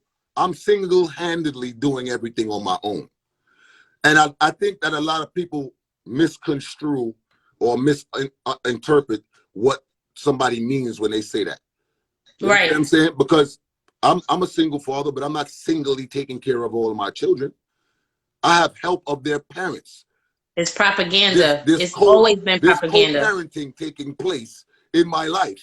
You understand what I'm saying?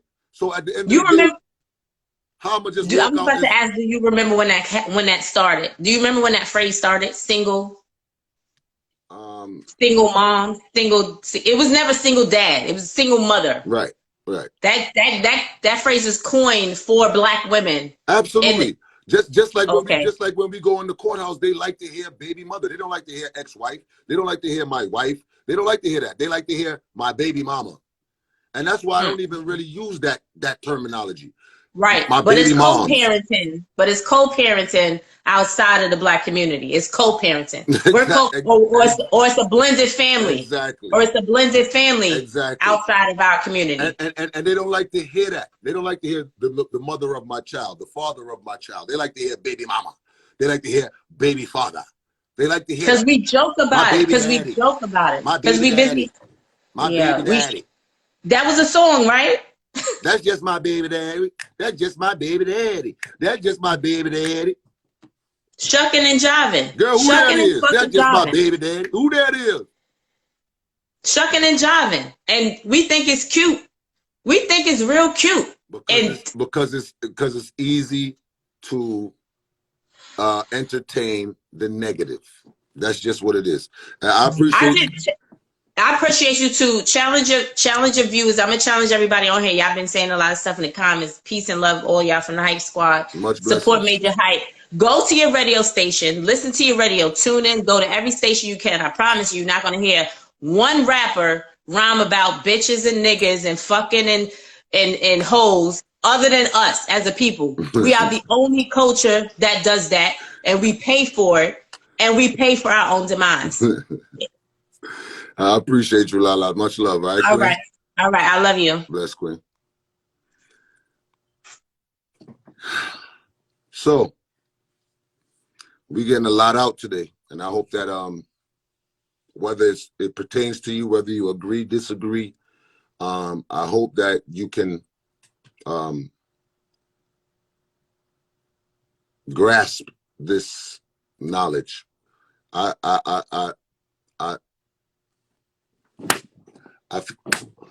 feel like we as a people, we tend to shun information. We tend to shun information, especially if it doesn't pertain to us, our lifestyle, or what we're going through at the time. We tend to shun information, and information is supposed to be obtained. Information, we're supposed to absorb it, because you never know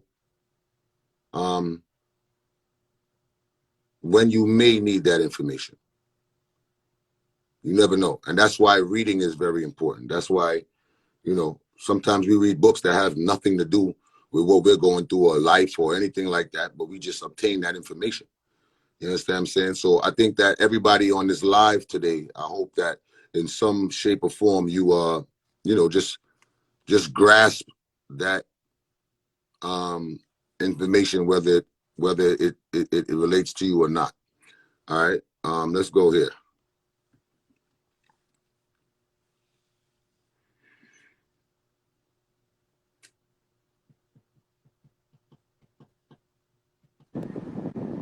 Hey.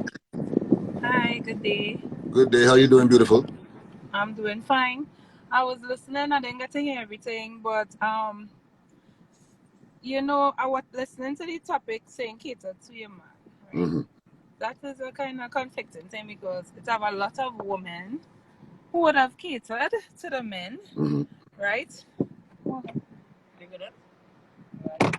It have a lot of women, who would have catered to their men, mm-hmm. and still, the men don't appreciate them. Mm-hmm. So I don't know if it's the culture of Black men on the whole.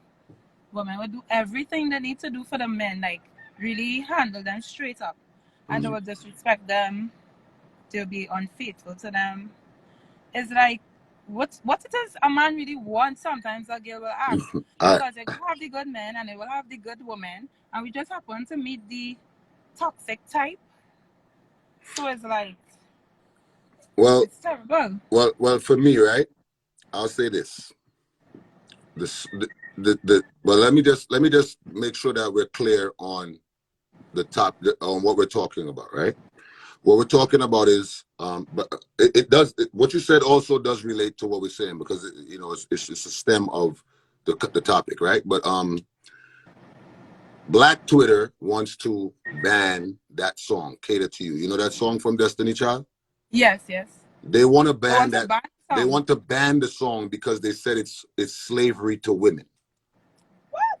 Right. So this is what we're talking about, right? We're talking about they want to ban this song, and I'm saying, why should we ban a song of a woman showing their appreciation or their gratitude to a man that they love?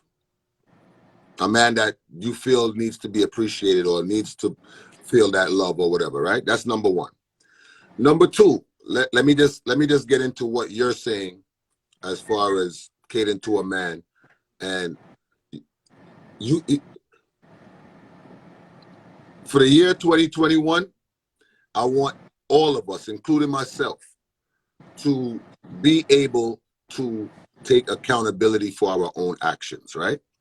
Now, you said, that there's women out there that will cater to a man and do everything, and he'll still do, there'll still be infidelity.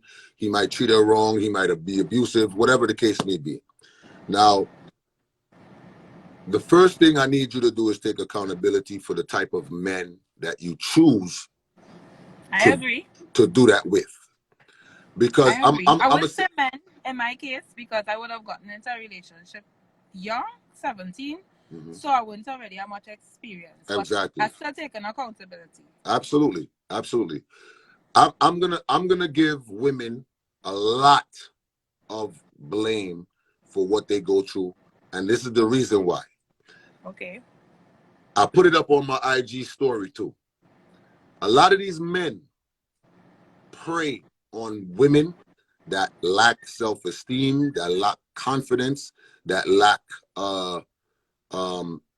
you ever heard of a man that they see a woman and they see that she's successful or they see that she's confident and they're intimidated by that? I would say yes. All right. The reason why they're intimidated by that is because they know they don't stand a chance with somebody like you. Right. Men, let's always remember that men are predators and women are prey. Let's always remember that, right? Now, if I see a pretty, gorgeous woman, sexy shape, she nice, oh God, this girl's so sexy, I like, she bad. Me now, I might not have much going on for myself, right? But I am still going to attempt to get this sexy, smart, educated, beautiful black woman. Correct. Right? Because it's a challenge to them. Right. So now if I come with my fucking locho self, right? I come with my insecure self, well, I have this thing. I know I have no fucking reason why I should be trying to talk to this woman because she's out of my league, right? She's out of my league, right? But I'm gonna still take my chances and try to get her. Right. Now, if I get this girl, I full of myself now, you know. I am full of myself, you know, because I know for one, this girl have bachelor's degree, associate's degree, master's degree, and I ain't even fucking finish high school. This girl have a job and a career and a this and a that. I don't know what the ass are doing with my life.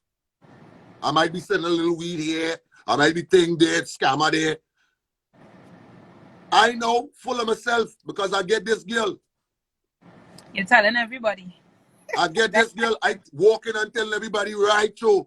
You see that girl living up the road, the nice one there? I killing that. Why you think men does talk about, why you think some of these men talk about who they do this with and who they do that with and all that foolishness. Because they're proud within themselves. They can't even believe it themselves that they got that girl. Wow, So I had to agree with you. So if you allow these type of people to get Right. a chance to be in your life, get between your legs, potentially might have a child with you, all kind of thing.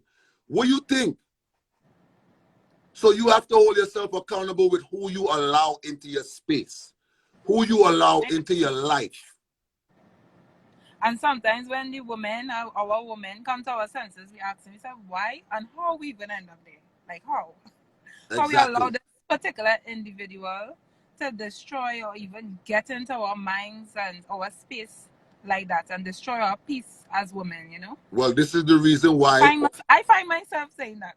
So This is the reason why. This is the reason why all men end up being into one bucket. This is why you could throw all men in this thing here and put everybody as the same. You know why? Because that man who didn't stand a chance, now you can't even differentiate the difference between a good man, a bad man, or who's a this man and who's a that man, because your perception is so distorted now. I agree. So you might see a little handsome little face boy thing walking down the road. He might be clean in his clothes, all kind of thing, and have nothing going on. So when we start to say to ourselves, yeah, you know, people is people, you have to give them a chance. No, you don't. No, you don't have to give them a chance, because you're playing around with your stability. You're playing around with your peace. You're playing around with your life. Exactly. You understand me? This man could come into your life, this woman could come into your life and disrupt all your peace, you know. You're good all the time by yourself. That's why I tell some females, if you're single, don't feel lonely, you know, because that's the time you could take to find yourself and prepare yourself to be strong enough for any relation coming. You wouldn't really make the same mistakes as before, and you wouldn't know what not to tolerate. However, I would not punish somebody from a past experience, however, but you would like to still be that woman for your man when you do get a man who appreciates you as an individual. But it's not that easy when you come out of something toxic. So, well, you know, I think every woman's supposed to cater to the man. So I agree with that. Well, you know what I think part of the problem is that so many people is out here looking for real love, right? I agree. It's like a race. It's like a chase. You understand what I'm saying?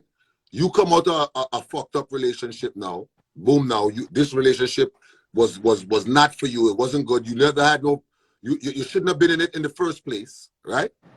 And then now you come out of that, right? And you're yearning it still. You're still yearning that love. You're still yearning that respect, that compassion, that appreciation. So now you end up jumping to something else without even taking your time to decompress. Right. Sometimes we got to stop and we got to think to ourselves, what was the root of that problem? Why it didn't work out? Right. Before I move on to this here, I have to really unpack this situation here. I agree. Was it me? Was it her? Was it both of us? Was it real? Was it phony? Did she have an ulterior motive? Was it a lot of vindictive behavior going on while I was in there? What was going on? Why it didn't work? We have to address those things before we move on to anything. Because like I said, you're protecting your peace. You're protecting your life. Your feelings, your feelings that you have within you, that's your life. I agree. You know how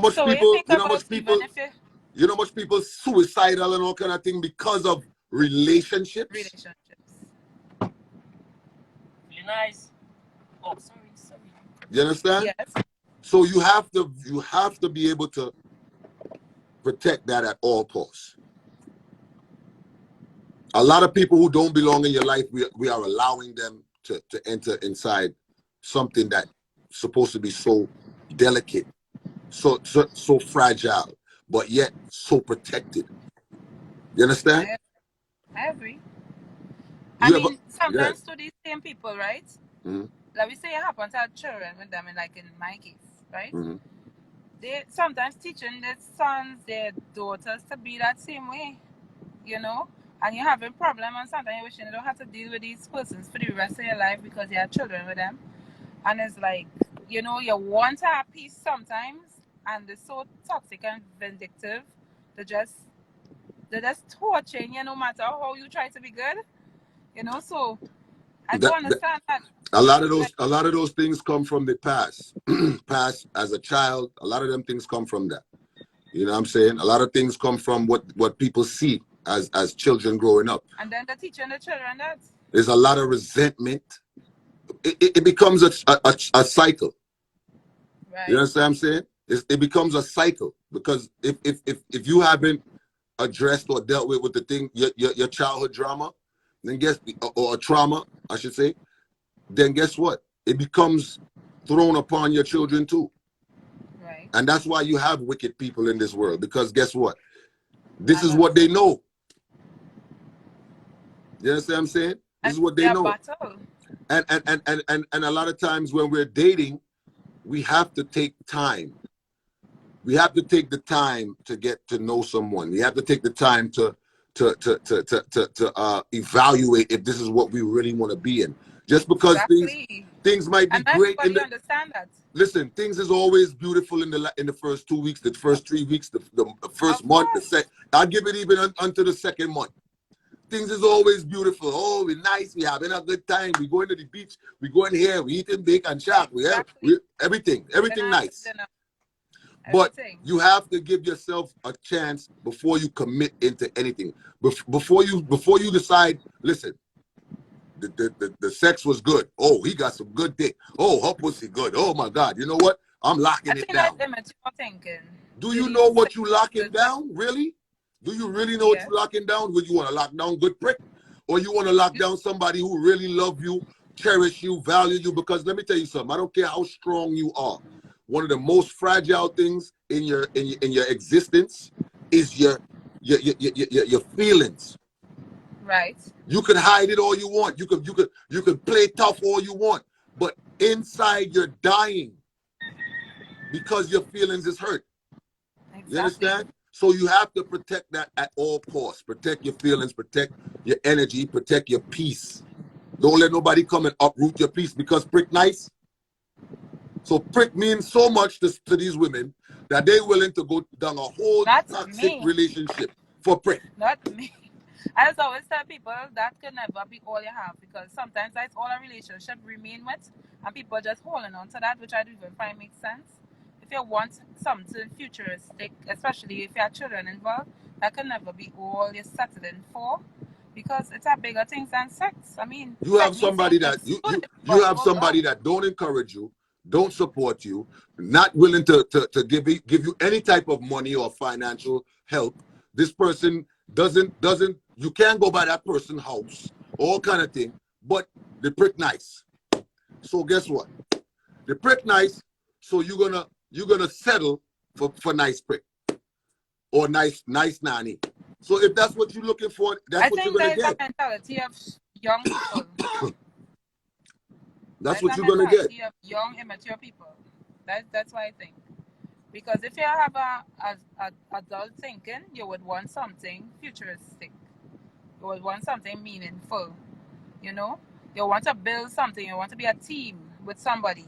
Well, this is why when I speak, I also speak directly to the kings of our culture, the kings that's in our community.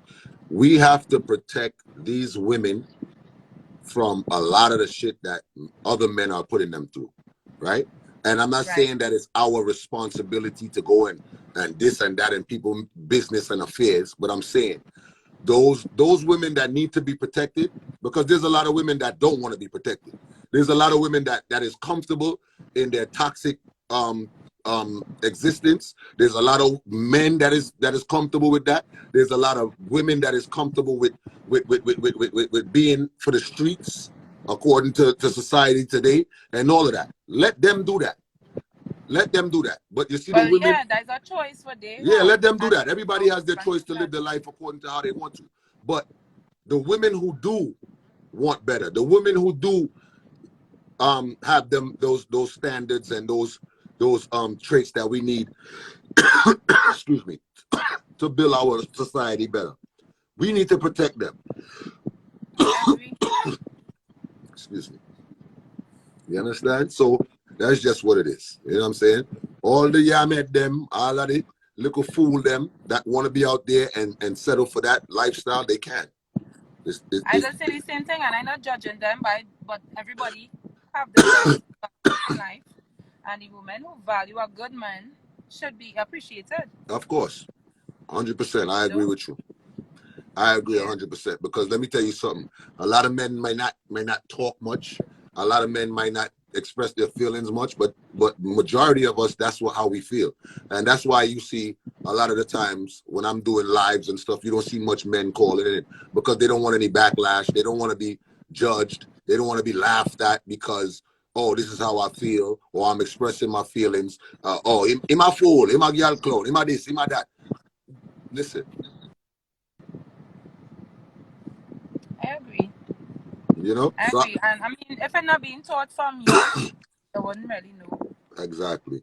So I appreciate you for calling in and thanks. I hope that you know, we transferred some good knowledge and information, and I appreciate you for calling, all right? Okay. And stay beautiful. You. Stay beautiful, all right, Queen? Thank you. All right. Thank you. Bye. Bye. So I mean I'm gonna take 2 more calls and then I'm gonna go finish the rest of my day because you know, I got some things that I need to do before we start this dating show later. Let me see if I can get some more of my brothers on this.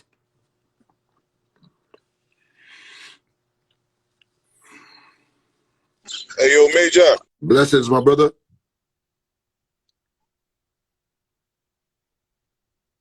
You can hear me, King? Hey, Major. What's up, brother? You can hear me? What's happening, King? What's going on, King? Well, I can't hear you. You can't hear me? What's up there? I'm sorry, brother. Hold, give me 1 second. Yeah, me now? Yeah, I can hear you. Could you hear me? All right. Yeah, I can hear you, bro. All right, peace, King. How you doing? I'm chilling, my man. How you feeling? I'm blessed and highly favored, my brother. Yes, sir. Yes, sir. Yes, you are. So give us some of your insight as a man on this topic that we're talking about. You're familiar with what we're talking about, right? Oh, absolutely. All right. So talk to me. Yo, my man, I feel like, you know, there's been such a breakdown in the black family unit. You know, it's become so normalized for, you know, single mothers to be the norm. You know, a lot of people don't even know what a healthy relationship looks like. Absolutely. So to have all these women, you know, jumping on this bandwagon, because, you know, when I saw you posted about the whole cater to you thing, I saw this a couple of days ago, and, you know, a lot of the women that I follow, you know, they're kikiing and ha-haing about it, and I'm like, this shit is corny.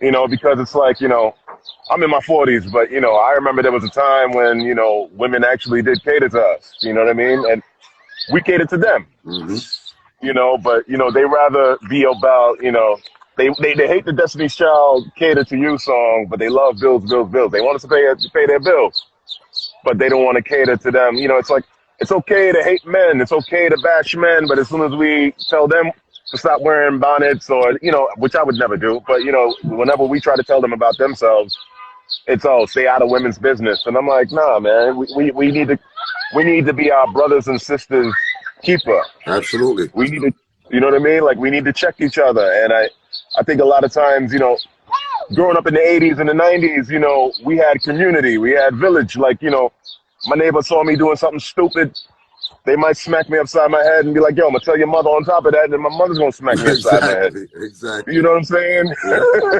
So nowadays, you know, it's like everybody's like, oh, you gotta stay to yourself, mind your business, and I'm just not about that, you know, but with my people, when I see them doing something that's not in lockstep with a certain moral code, moral center, I'm gonna tell them and be like, yo, that's not right. That's not how we're supposed to do it.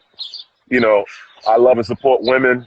You know, I'm gonna stay in the women's lives, stay in women's business, the women who are in my life. But I will never tell other women what to do. But I think at the same time, I think there's a reason why there's such a disconnect between men and women. It seems like it's cool to hate and bash men, but yet women want to be, some women be all aggro and angry how they want to be, but still expect men to love up on them. And, it just doesn't work that way. You know what I'm saying? Like, there needs to be a push and a pull, a give and a take. You know what I'm saying? Like, that's what a relationship is. You know what I'm saying? It's not just about you getting and receiving all the time. You know what I mean? Right. Absolutely. I agree. So, Yeah. I mean, I agree with what you're saying. And I just pinned this comment because I really want this person to I hope that she could call in and send a request and explain what she refers to as men stop doing what they were supposed to do. That's what she pinned. She pinned it and said, men stop doing what they were supposed to do. So I want to know, and I need to get further into that to know what she means by that, because I could take that a bunch of different ways, right? But absolutely, I don't want to respond based off of a text, a comment. So I hope you could call in and clarify what you're saying. But I appreciate you, brother, for calling in. God bless you, man. Likewise, man. Stay safe, man. Definitely, you too, brother. So I need some clarity on that comment. I need some clarity on that comment, and I hope that you can call in and elaborate on that statement. Let me see. Let me try to call her. I don't know if she's available or not.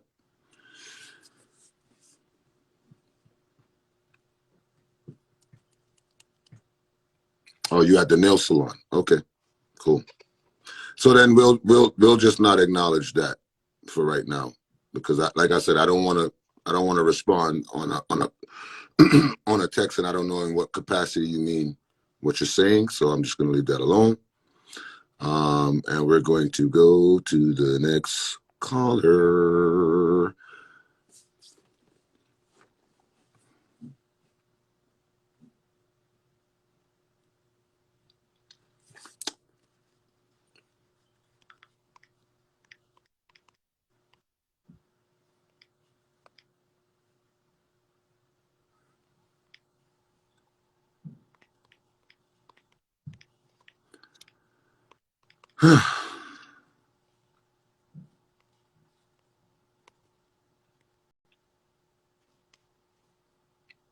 Okay, I think she sent the request.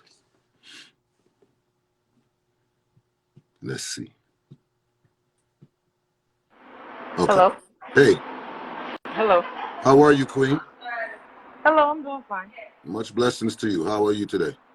I'm fine, just doing some self-care.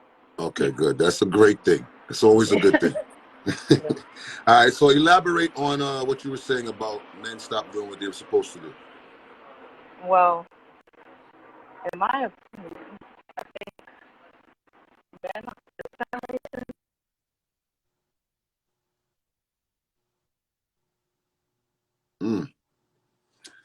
As soon as we was about to get into it, service went out.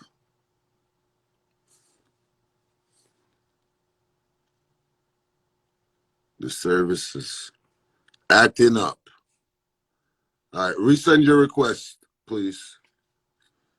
Resend your request, because I would really like to hear your take on what you're speaking on. By the way, thank you for everybody who's buying the badges. I appreciate it. Thank you. It's greatly appreciated. How you doing, sweetie? You caught me when I'm working, so I'm gonna be really brief. Right? Don't be, and I look a mess. Excuse me. Don't be brief. Don't be brief. Be panty, please. Let's not be brief. Okay. I'm not gonna So do the brief thing. Let's be panty. So you can be very panty with it. Don't be brief. Thank you. Okay, let's go. How are you doing today, Queen? I'm good. How are you, sir? I'm blessed. I just want to say thank you for bringing this conversation up. Absolutely. First and foremost, I think that I personally am married, family and all that good stuff. But I think that I don't have a problem with catering to my husband, hands down, right? The problem I think is, or I believe, the standards. People have lost standards when it comes into relationships, especially women have standards, men have standards. And that has made a gap between men and women, and the respect level have diminished. Women are, oh, I do this, oh, I have this much money, oh, I can do that. And then the man's like, oh, well, you could do this, you could do that, then you don't need me. So then we lost standards and positions and roles, and that's putting a gap between men and women. It's so funny how the word submit, the word role, those words have become so offensive in society today that people would say, what do you mean role? Like, what is my role supposed to be? What, like, you know what I'm saying? Like, and I think that's where we kind of started going off into the wilderness, because whether we agree to or disagree, everyone has a role in the structure of a family or the structure of a relationship. Point blank, period. I don't care how it offends you. You have a role. Period. You understand? We're not going to differentiate what the roles may be, but there is a role. You understand what I'm saying? So at the end of the day, once you start taking away the responsibility of what it takes to hold that structure, then of course it's going to fall apart. It's going to crumble. Correct. You understand what I'm saying? So I feel like we're not allowing each other to play our part. And I feel like we got to get back to what we know. I don't see what's wrong. I'm in my 40s. I don't see nothing wrong with catering to a man. Like the man said before, we come from an era where that was just the way you're supposed to be in a relationship. You cater to your man, your woman cater to you. The man has a position to make sure that the woman's protected, and you as a woman make sure your man feel confident and appreciated. Exactly. I don't understand what is wrong with doing that. So if I come home and run my woman's bath water and buy her some flowers and rub her feet, I'm a slave? Exactly. There shouldn't be an opposition over that whole position, because like how so, and that goes to where like nobody knows what to do, because everybody's all over the place because there's no standard. And that's system. The problem. That's the problem. That's the problem. Like a lot of times, like I go like when I go out, right? If I can't. The only reason why I could tell the difference between the genders is because the way they dress. The actions, the actions are the same. You don't know. You Men don't even know. Standing on top of couches. Women is standing on top of couches. Men is wearing the same size pants. Like women same pocketbook like this. We all wear pocketbooks, like Like, figure out what we're doing. I'm not saying that, we're not supposed to move with the times, but don't allow the times before to diminish what is new now, and that's the problem. We want to go new, but we forget where we came from, and we get lost. And then us now, we're like, well, what's good? Like I tell my husband all the time, you're the last generation of men that has a standard of what a man is supposed to do. You know what I mean? Sorry, men, but 38 and up, y'all kind of like the last set. The last set. Anybody below that, y'all figuring out to live with mommy, like it's like still on the pacifier. Like, what are you really doing? Like a man knows that he is defined by what he does, and if you don't have a definition of that, then you're lost. And that is in the case of a lot of millennials. They don't have a role or standard of where they're going, So no shade, men. I'm sorry, but that's my point. I think you're making a very valuable I'm listening. platform I'm listening. for us. I appreciate your point. I was just looking at some of the comments. And my sister. I'm not even watching them. No. I'm talking about my sister. Oh. My sister is in the comments. She's like, I be standing on the couches too.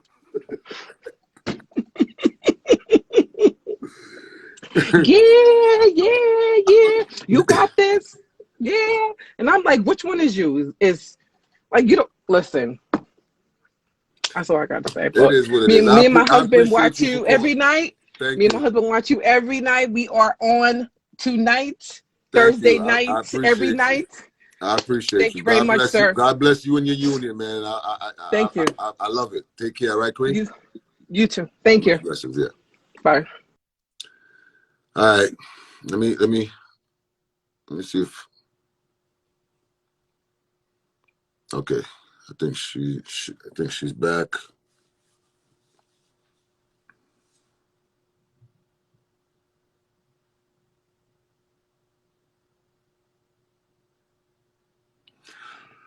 I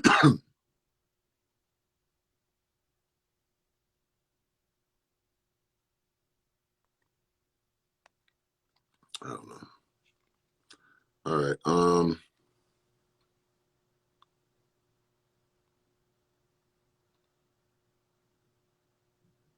So yeah, so the people who's just joining right now, the topic is this black Twitter culture, cancel culture wants to ban the song "Cater to You" by Destiny's Child, which was released 17 years ago, because it's being viewed as slavery to women. Slavery. Now, I don't know to what extent this slavery is being seen over as, but from what I know slavery to be, I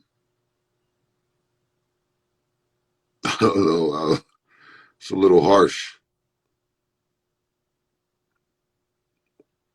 But bills is okay. Bust your windows out your car is okay. Those songs are great. But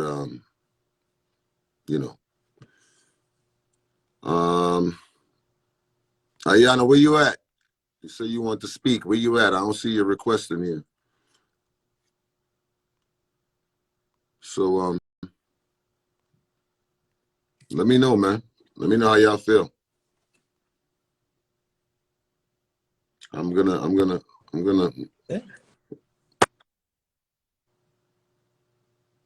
Hello?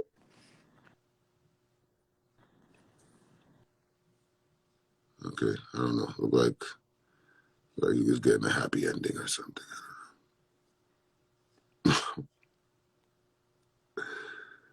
A friend of mine's put up a video the other day, and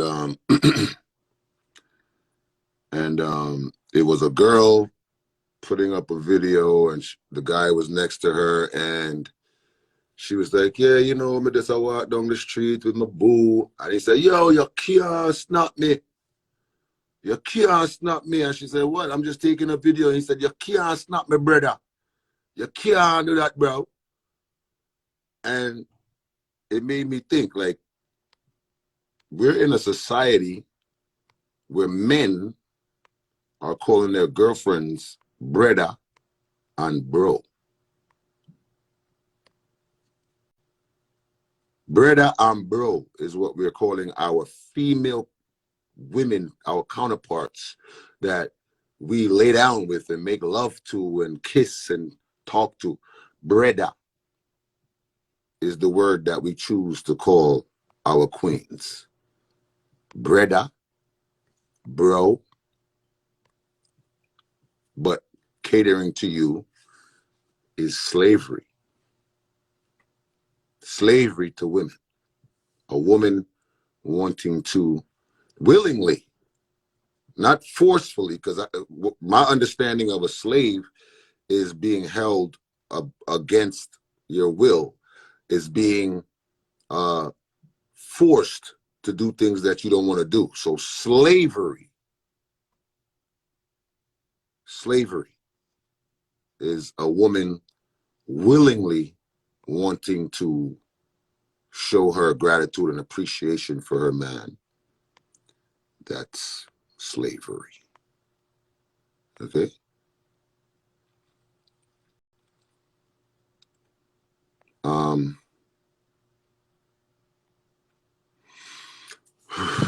Oof. All right, I'm gonna take.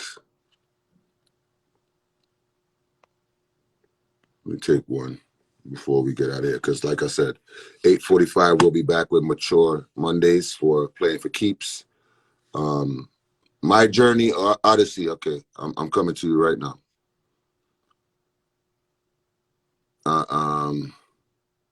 I don't see your request. Oh yeah, I see it. There you go. All right. I just sent you a request.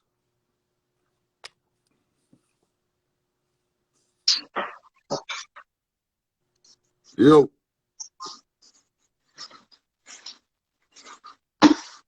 Hello. Maybe you really add me? Okay, hold on. What you got going on over there? You got the Clorox and all that? What you doing? You know I'm at work, so I have to sanitize. COVID season. Oh, okay. You know what it is. How you doing, Queen? I'm well. Major, you know how long I've been trying to get on? But you be picking the weird people. Like, I don't understand that. What you mean the weird people? Ain't nobody weird on here. What you said? Don't do that. They be talking stupid. I'll be like, what are they talking about? All right, no, but for real though. Let's get into this. Let's get into it. Let's do it. I don't even know, because everybody was saying so many points that I couldn't even remember. All right, well, give us your point. Don't worry about anybody else's point. Give us your point. Baby, I'm catering to the right one. I'm catering to the right one. They saying it's slavery though. There's no.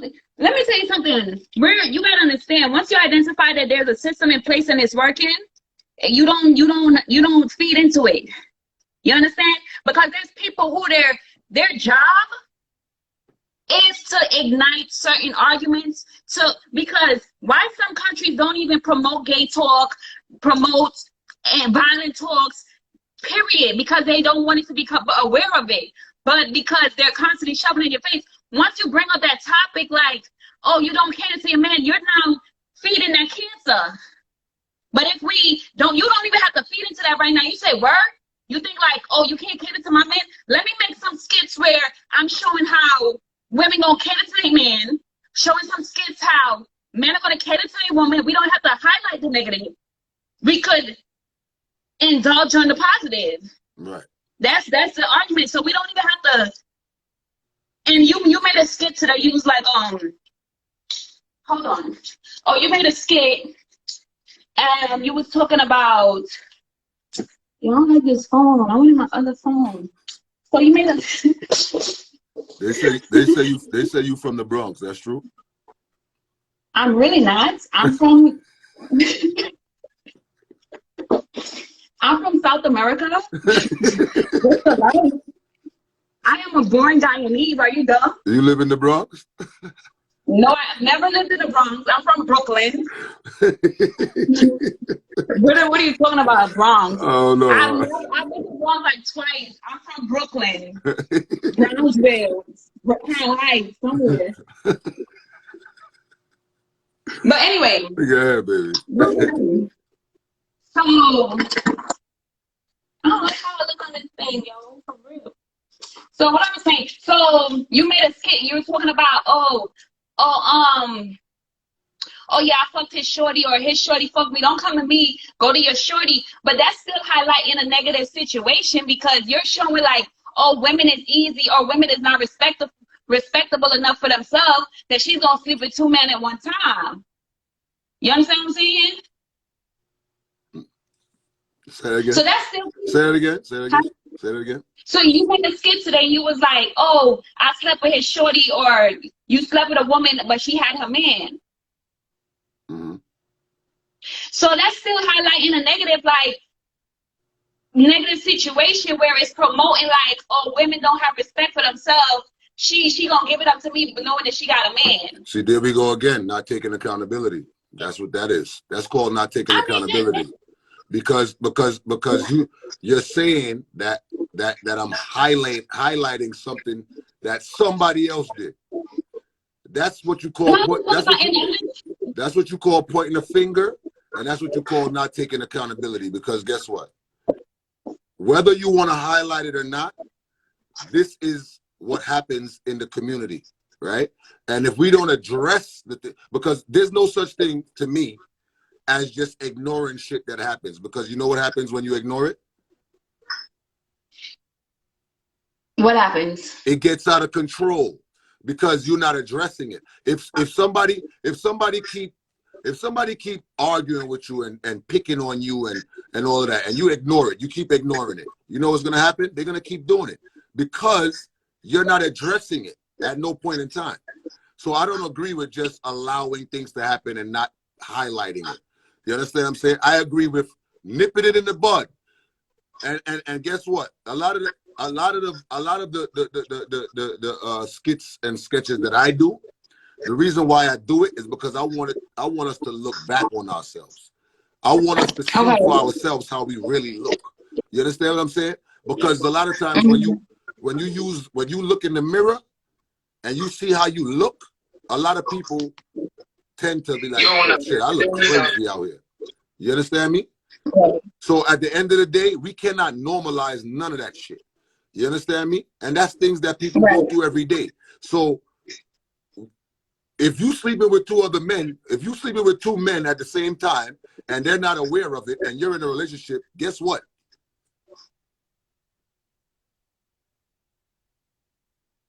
What?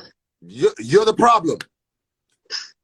I'm not gonna sit here and act like, oh no, she's just doing her thing, or whatever. Listen, if you're not being transparent in the beginning and you're not saying this is what it is, then guess what? You have to take accountability for your own actions when shit blow up in your face.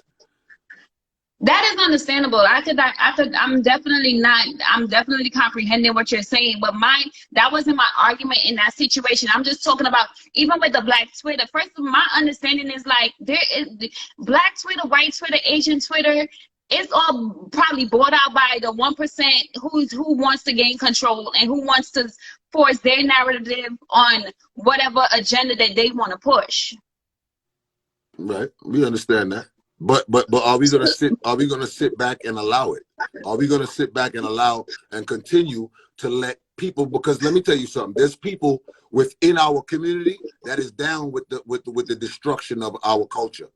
There's people that's in our community that normalize toxicity. They weaponize the system. They don't want any kind of unification.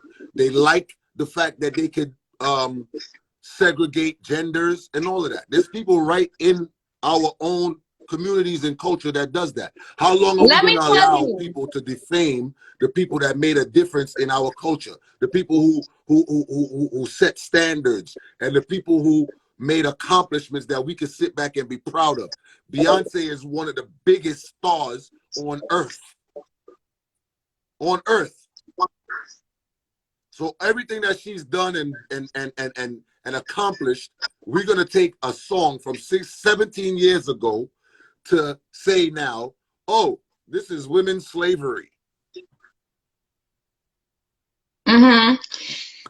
And you're talking about the people who are destructive. Let me tell you, when you had this situation with your situation, I was like, first of all, it didn't make no sense to me. I was just like, why as a woman, you had this man put himself inside of you to come on social media in any way, shape, or form to try to defame him, take away the work that he has put in, jeopardize anything that he had going on in that moment. I was just like, that was crazy for her to even do that. That's me as a woman. I don't give a damn if it's real or not real. We don't know. We as women, we know damn well we be doubling back, tripling back about things that we know damn well we ain't got no business running back to.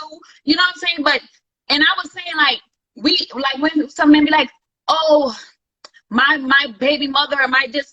You knew the type of woman she was. Nobody can tell me, oh, I didn't see this coming. Oh, I didn't know that this person was this type of way. There's always signs that we just are like ignoring because it might be the body, it might be the tightness, it might be whatever that we just ignoring the red flags and we still pursuing it. So she probably was showing you who she was, but you still wanted your red bone. What are you talking about? You talking about me? Because I'm talking about you. no, I'm not up for discussion this evening, sweetie. No, but I'm just saying the structure when I'm she not came up and for she tried to. discussion this evening or any other evening right Okay. now. No, I, not even that. But when I'm talking about people who trying to destroy you, and the woman I hear who what you're brought her saying, on though. the show, the Listen. woman who brought her on the show to be in your same entertainment thing, and as another woman encouraging another woman and still not knowing the whole situation, I don't know. I don't even know who the Bayesian lady is or where she came from or what she really doing. If she want to come fight you as a man and a woman, you even as a woman, like you say, you can go fight a man. Like, as big as she is, she probably could fight a man, but big. If she fight my little brother, she gonna get a shot. Sweetie. Like, you too big to be talking about you want to fight someone. Sweetie. Once you see him, how you going to fight him? Babe, listen what I'm saying. I appreciate you, and I know that you're defending me, right? And I appreciate that, and I love you for that. But I'm not gonna talk about that situation because it's. But anyway, wait. Just calm down for a second. I appreciate that because, you know, I see that as genuine what you're talking about. And stop reading the comments on your other phone. Listen to what I'm saying. Okay? Listen, don't worry about that. Listen to what I'm saying. I appreciate it. But however, that is not up for discussion for me. Not because it's a court case and all that, but just because I'm not bringing any life to any negativity. So we're not even going to go there. And I appreciate you. And you are a beautiful woman. You're beautiful. I love your hairstyle and all of that. And I appreciate your opinion. Okay?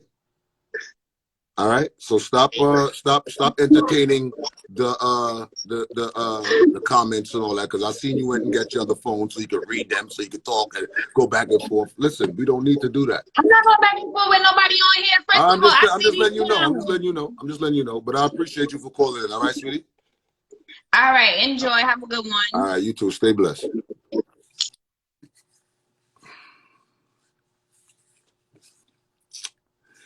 Yeah, so on that note, I Love R&B. That party is going to be in Atlanta, July 10th. Tickets are on sale now at iloveRandB.eventbrite.com. Buy your tickets now. We're going to have a good time that night. It's an outdoor event. It's from 6 p.m. to 3 a.m. And you can buy sections as well. All right. So y'all need to do that. You know what I'm saying? Also, July 4th weekend in Atlanta, I'm going to be live on stage at the Atlanta Comedy Theater. You can purchase tickets for that as well. It's going to be 6 shows from 1 to 4, July 1st to the 4th. Okay. Also, I'm going to be in Virginia Beach, October. I'm going to be in Boston at August 6th. I'm going to be in Florida at the Hard Rock in October. I'm going to be in San Diego, June 26th. I'm going to be in the DMV area, July 23rd. And I'm going to post my tour dates and all that stuff of where I'm going to be making my appearances at. Much love to everybody who's been buying the badges here. I appreciate you as well. Let's go to the next call before we get out of here, because I got some things to do before we start that Playing for Keeps show. Playing for Keeps show as well, Mature Mondays tonight at 8:45. We start an hour earlier than we usually start on Thursday. Playing for Keeps dating show is also on Thursday, 9:45 p.m.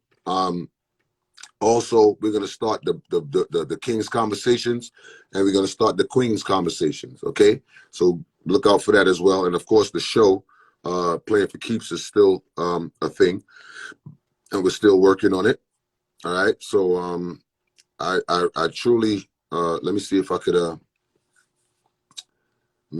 get this person on, this last person, and then we're going to take a break until later on, until we do the Playing for Keeps show.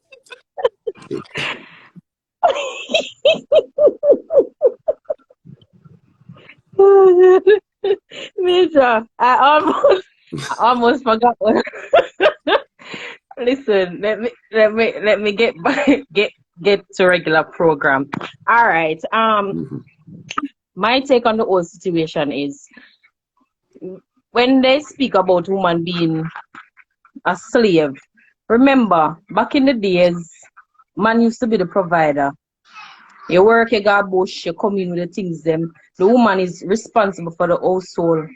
You carry the food, the woman make your dinner. You carrying the money, she wash your clothes, she do everything. So females and males basically grew up. That's how the long time people them basically. As the world changed, society changed. The kids them growing up change. Oh, your parents grow you different from how my parents grow me, and the cycle goes on and on. Now, females are being very independent these days. You have some household where the female is making more than the male in the house. Me think the man them get too complacent and lazy. You said wait. No, You said females are starting to make more money than the males. some household, So my question to that is, does that change the narrative of the role of a man, or does that change the value of a man in a household? Why? It shouldn't. It shouldn't. Okay. But some female, depending on the relationship, you have some relationship, the male feel like, because the female make more money, him feel submissive to her. You understand? While so basically him dropping manlyhood because she make more money. You understand? He drops it, and then he drops it, or she doesn't acknowledge it. Sometimes she take it from him. Some females take it from the man. Okay. Starting to make money, some of them take it completely from the man. Because guess what? I am providing, and you want me to wash the plate, you want me to cook the food, you want me to wash your clothes, and I am the sole provider of the house. You want me to take care of the kids also. You understand? So basically, sometimes females take it from the man. Take with the manlyhood completely. You understand? And so because of that, them thinking, say, all right, then if you then at the house say you're not do nothing, why should I come in and cater to you? Well, do it. Not do nothing is a big that's a big difference, because not do nothing, that is on you, that you want a man in your house doing nothing. But if him at work, let's say he's a mechanic, and let's say he makes $60,000 a year, right? And you are an accountant and you make $100,000 a year. That should not change his role as a man. It should not change the perspective of his masculinity or his role as a structure holder or a protector. You understand? Because guess what? Just because a man make less than his woman does not mean if somebody come to rob the house, he's gonna say, you know what? You make the most money, so go down there, go see what the man are dealing with. That not gonna happen. The man are gonna say, yo, this is my house. I'm gonna protect my house, and my children, and my family, right? So at the end of the day, that should money come and go, So at the end of the day, Major, you have to understand money should not change the perspective of a man. In today's society, we don't think that money come and go. You have to understand that people are living for the time that they're in. People are living for the season. People are living for today. Them not live for tomorrow.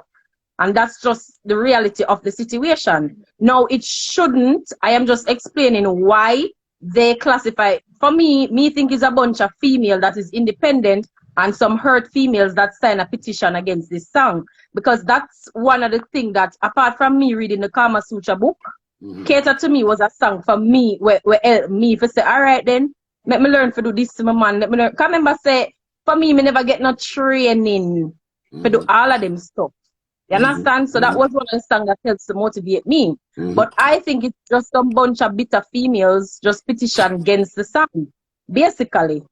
Because they're independent, and I see this with my two eyes. When a female gets independent, she becomes dominant.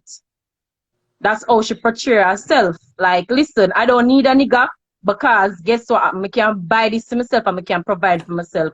I don't need a nigga. At one point, I was like that. When I tell myself, so listen, if I'm at a certain stage in life, I don't need a man. I buy all color dildo, all size dildo, all farm dildo. I don't need no man. So that's no, I it's have true. your little garlic on the side. I mean, I'm look a garlic up of season up with and beer something. So you know, it's a wrap. It is a wrap. So what me gonna do with that But let me money? tell you what is one of the most strongest powers, right? That a human being, not a male or a female, a human being can possess, right? One of the strongest traits that a human being could possess is knowing that they have the ability, right, to demasculate someone, or to get back at someone, or to show some type of strength and standard, right? And don't even use that. Yeah. Not even using it. You know you have the power or the ability to do certain things and don't even do it because, you know, for the sake of peace, or for the sake of just holding a standard, or for the sake of just respect. You understand? Because let me tell you something. As a woman, right? You can make $150,000 and no say, boy, me can smile up the man in my house right now, you know, because the little fool, Yes. I work, I wait there, or whatever, right? And me know say him now make as much money as me. And me can smile him up, you know. But you know what? At the end of the day, I'm a man that. So guess what? Him still have to feel like a man in my household, because guess what? If you take away that from him, guess what happens now? The rest of it shall crumble. You know why it shall crumble? Because him feel like say him not serve the purpose. Him feel like say what I say is not valid. So guess what happens now? The kids them start to remember say you did it and you take away masculinity, you know. So guess what? The kids them start see that too. The kids them see what they see is what they learn, you know. So if them see mommy a deal with my papi like a boy, like a little boy, So guess them gonna what? deal with the father. Guess what? So them gonna deal with They're the gonna man. start dealing with them father, so you get me? So remember, you know, at one point in time, right? At one point in time, you know, see, all a mother did have to do if a child act up. All she did have to do is say, no, I'm call your father for you, know. Yep. And him True. straighten right up. Right? Now you're gonna tell your son that, and you are boy up this man the whole time. So now when you say that to the son or his daughter, guess what? She look for you like, so what if you call him? Yeah. You understand me? So at the end of the day, we have to take that into consideration and know, say, a lot of times what we do to our own household it hinders our own household too. It will mash Which up is our true. own household depend on if we not depend on the same card, or if we feel like we're gonna look down for the next one, then of course it go crumble. That's why I'm saying I understand why them say this whole song is like slavery, because if the woman affair do so much, why should she come in on top of that and still? Remember saying, no, you have a lot of single mothers than single fathers out there. You understand? Me don't know the statistics, One of the things, but I don't know the thing statistics, so I wouldn't speak well, on they can that. run a survey. No, There's more single mothers than single fathers. One of the things that shocked me the most, Major, is that society takes away the role from fathers and just make them complacent. They don't give the father that power. Why I said that is that I had a scenario with my daughter where we need to renew our passport, and the mother said to me, say, the father can't do it or the mother have to do it. And I'm like, what is the purpose of the father's name on that birth certificate and his signature? For when him now want to pay child support, them can't find him. So that's why I'm saying society help protect where the man would also. So not just the woman, it come from down in the root. It's not the root, it's not the root, it's the system that was put in place in order to do those things. Yeah, but the system is because if you don't follow the system, what gonna happen? So the system is basically like the root. Let me ask you a question now, right? Let me ask you a question now. Because we keep on getting into this child support thing and all these things, right? So let me just state this, right? All right, the system is there and the system is put in place, right?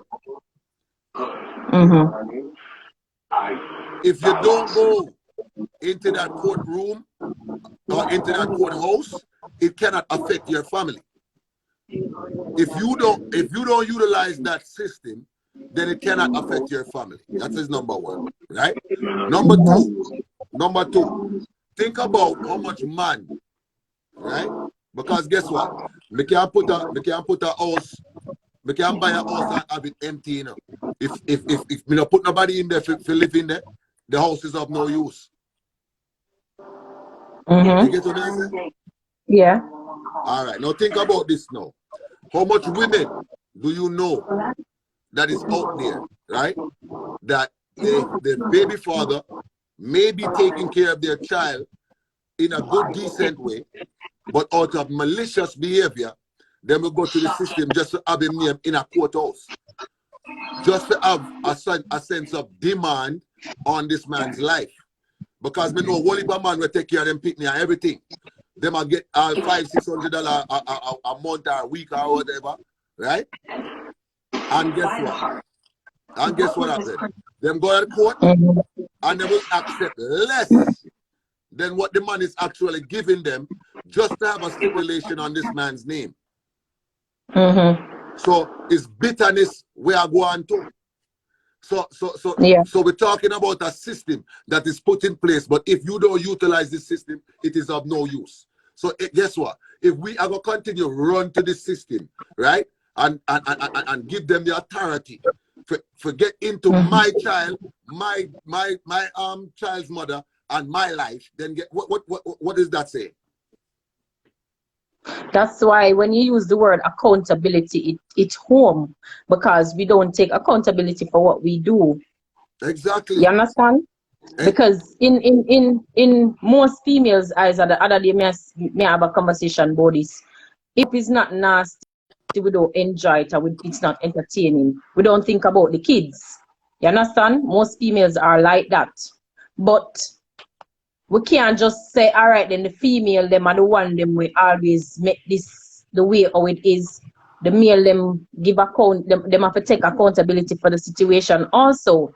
But me just assure you, say the society where we live in plays so much on the whole thing that woman feel like. Remember, say this thing now, you know, them a take it up in them hands. So basically, society, them want the next generation to believe, say, don't do this for your man, don't do this for your partner. You understand? Of course. So that's why this society I deal with whole system or situation of society. They want to set ground rules and regulations for the generation we are come for follow it, which is ridiculous. But them now look into the overall situation that if you are going to denounce a song like that and tell a woman, say, you're going to be a slave if you do this or if you do that, what's going to happen? There's going to be more than broken marriages. No relationship not going to left back. So I like me can just stay single and nobody start date because it's not going to make no sense. You understand? Well, guess what? I got state this right now, right? With all that I've been through and all that I'm dealing with and all of the things that I've done for people in the past, right? That has never and will never change who I am as a person. Can you see the next woman when me get? The next woman when me there with, she'll go get more than the last. But guess what? Now, it gave me a sense of learning who deserves it and who does not. You understand? But it now going to change who I am as an individual at all. People bitterness, let me tell you something, 96% of the people that end up in a courthouse is because out of malicious, vindictive bitterness. You understand? A lot of people don't belong in that. A lot of people don't belong in a court system. But out of bitterness, most people end up in a courthouse.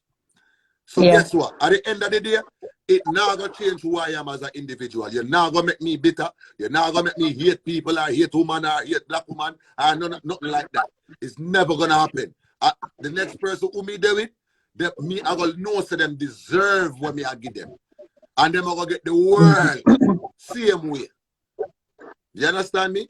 So at the end of the day, you know what? It's up to we if we are gonna make people hinder our thoughts and the way we look on one another and how we think about one another. It's up to we. Because guess what? Me, I'm gonna pray to God so you can get what you did get from me for the next person. Make sure you can get it from them too. You understand me? Because guess what? When me give you was out of my heart. It was genuine. It was love. It was real. For me, at least. So guess what? Yeah. It now got change. What happened to me or whatever me go through can't change who me is as an individual. None at all. Me just learn. So guess what? And everybody deserve that treatment there. You know? And I just simple like that. You understand? Yeah. And we just gotta stop allowing society to tell us how to live. We have to stop allowing the system to be formed as a weapon against people, because at the end of the day, who it hurt? You are drag your kids them into this courthouse every day. You are burden yourself with exposing your personal life and all these things with just for what? For prove a point? For hurt somebody else? Me not do that.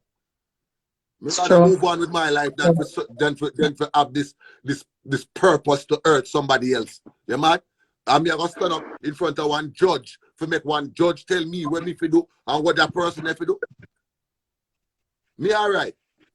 And guess what? It's true, Major. It's true, and I agree with you. But I see them light of why them really have said this whole thing is a slavery. Looking into it, you can see why they really have said that, and then we have to them wow.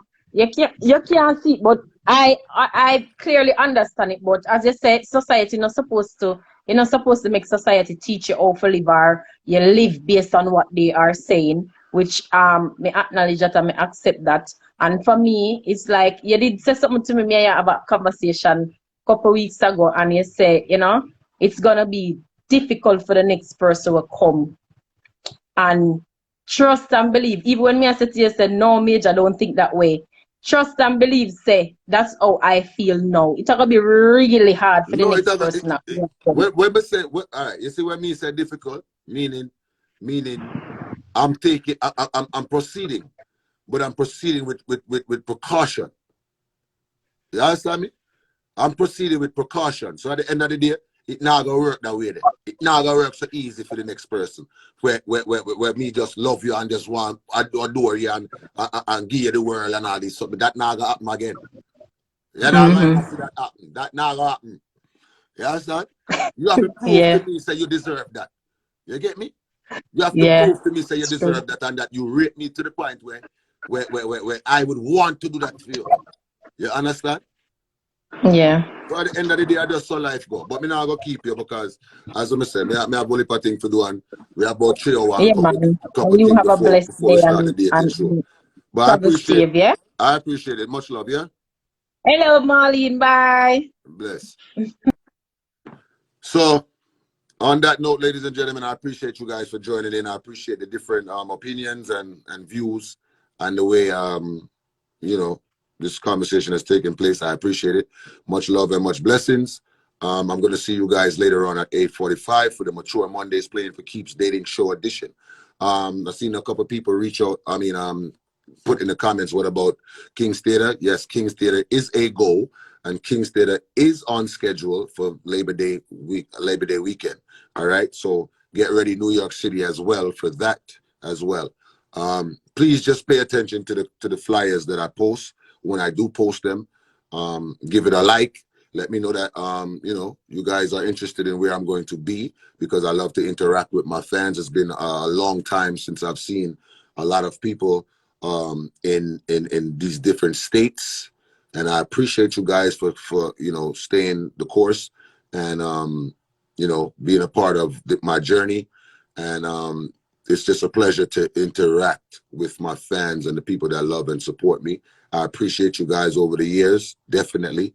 So like I said, I'm gonna post everywhere that I'm gonna be. I'm gonna post. You know, we did some shows. You know, during the beginning of the year, we did a Uptown Comedy Corner in Atlanta, which is the other side of Georgia. That's why we're doing this side of Georgia now for 4th of July weekend. We've done Connecticut at the casino. We've done Salsa con Fuego in the Bronx, and it's just been a pleasure, and it's been so real to be able to interact with my fans once again and be on that stage and have a great time and just enjoy things with you guys. So I appreciate y'all. Hype Squad for life. Hype Zone, you know what it is. Much blessings. I'm going to see y'all at 8:45 later on today, so we can do Mature Mondays. The Playing for Keeps dating show continues tonight. Much blessings and much love. Kings and queens, acknowledge yourself and understand yourself and know that you are the kings and queens of this earth. All right? Stay blessed.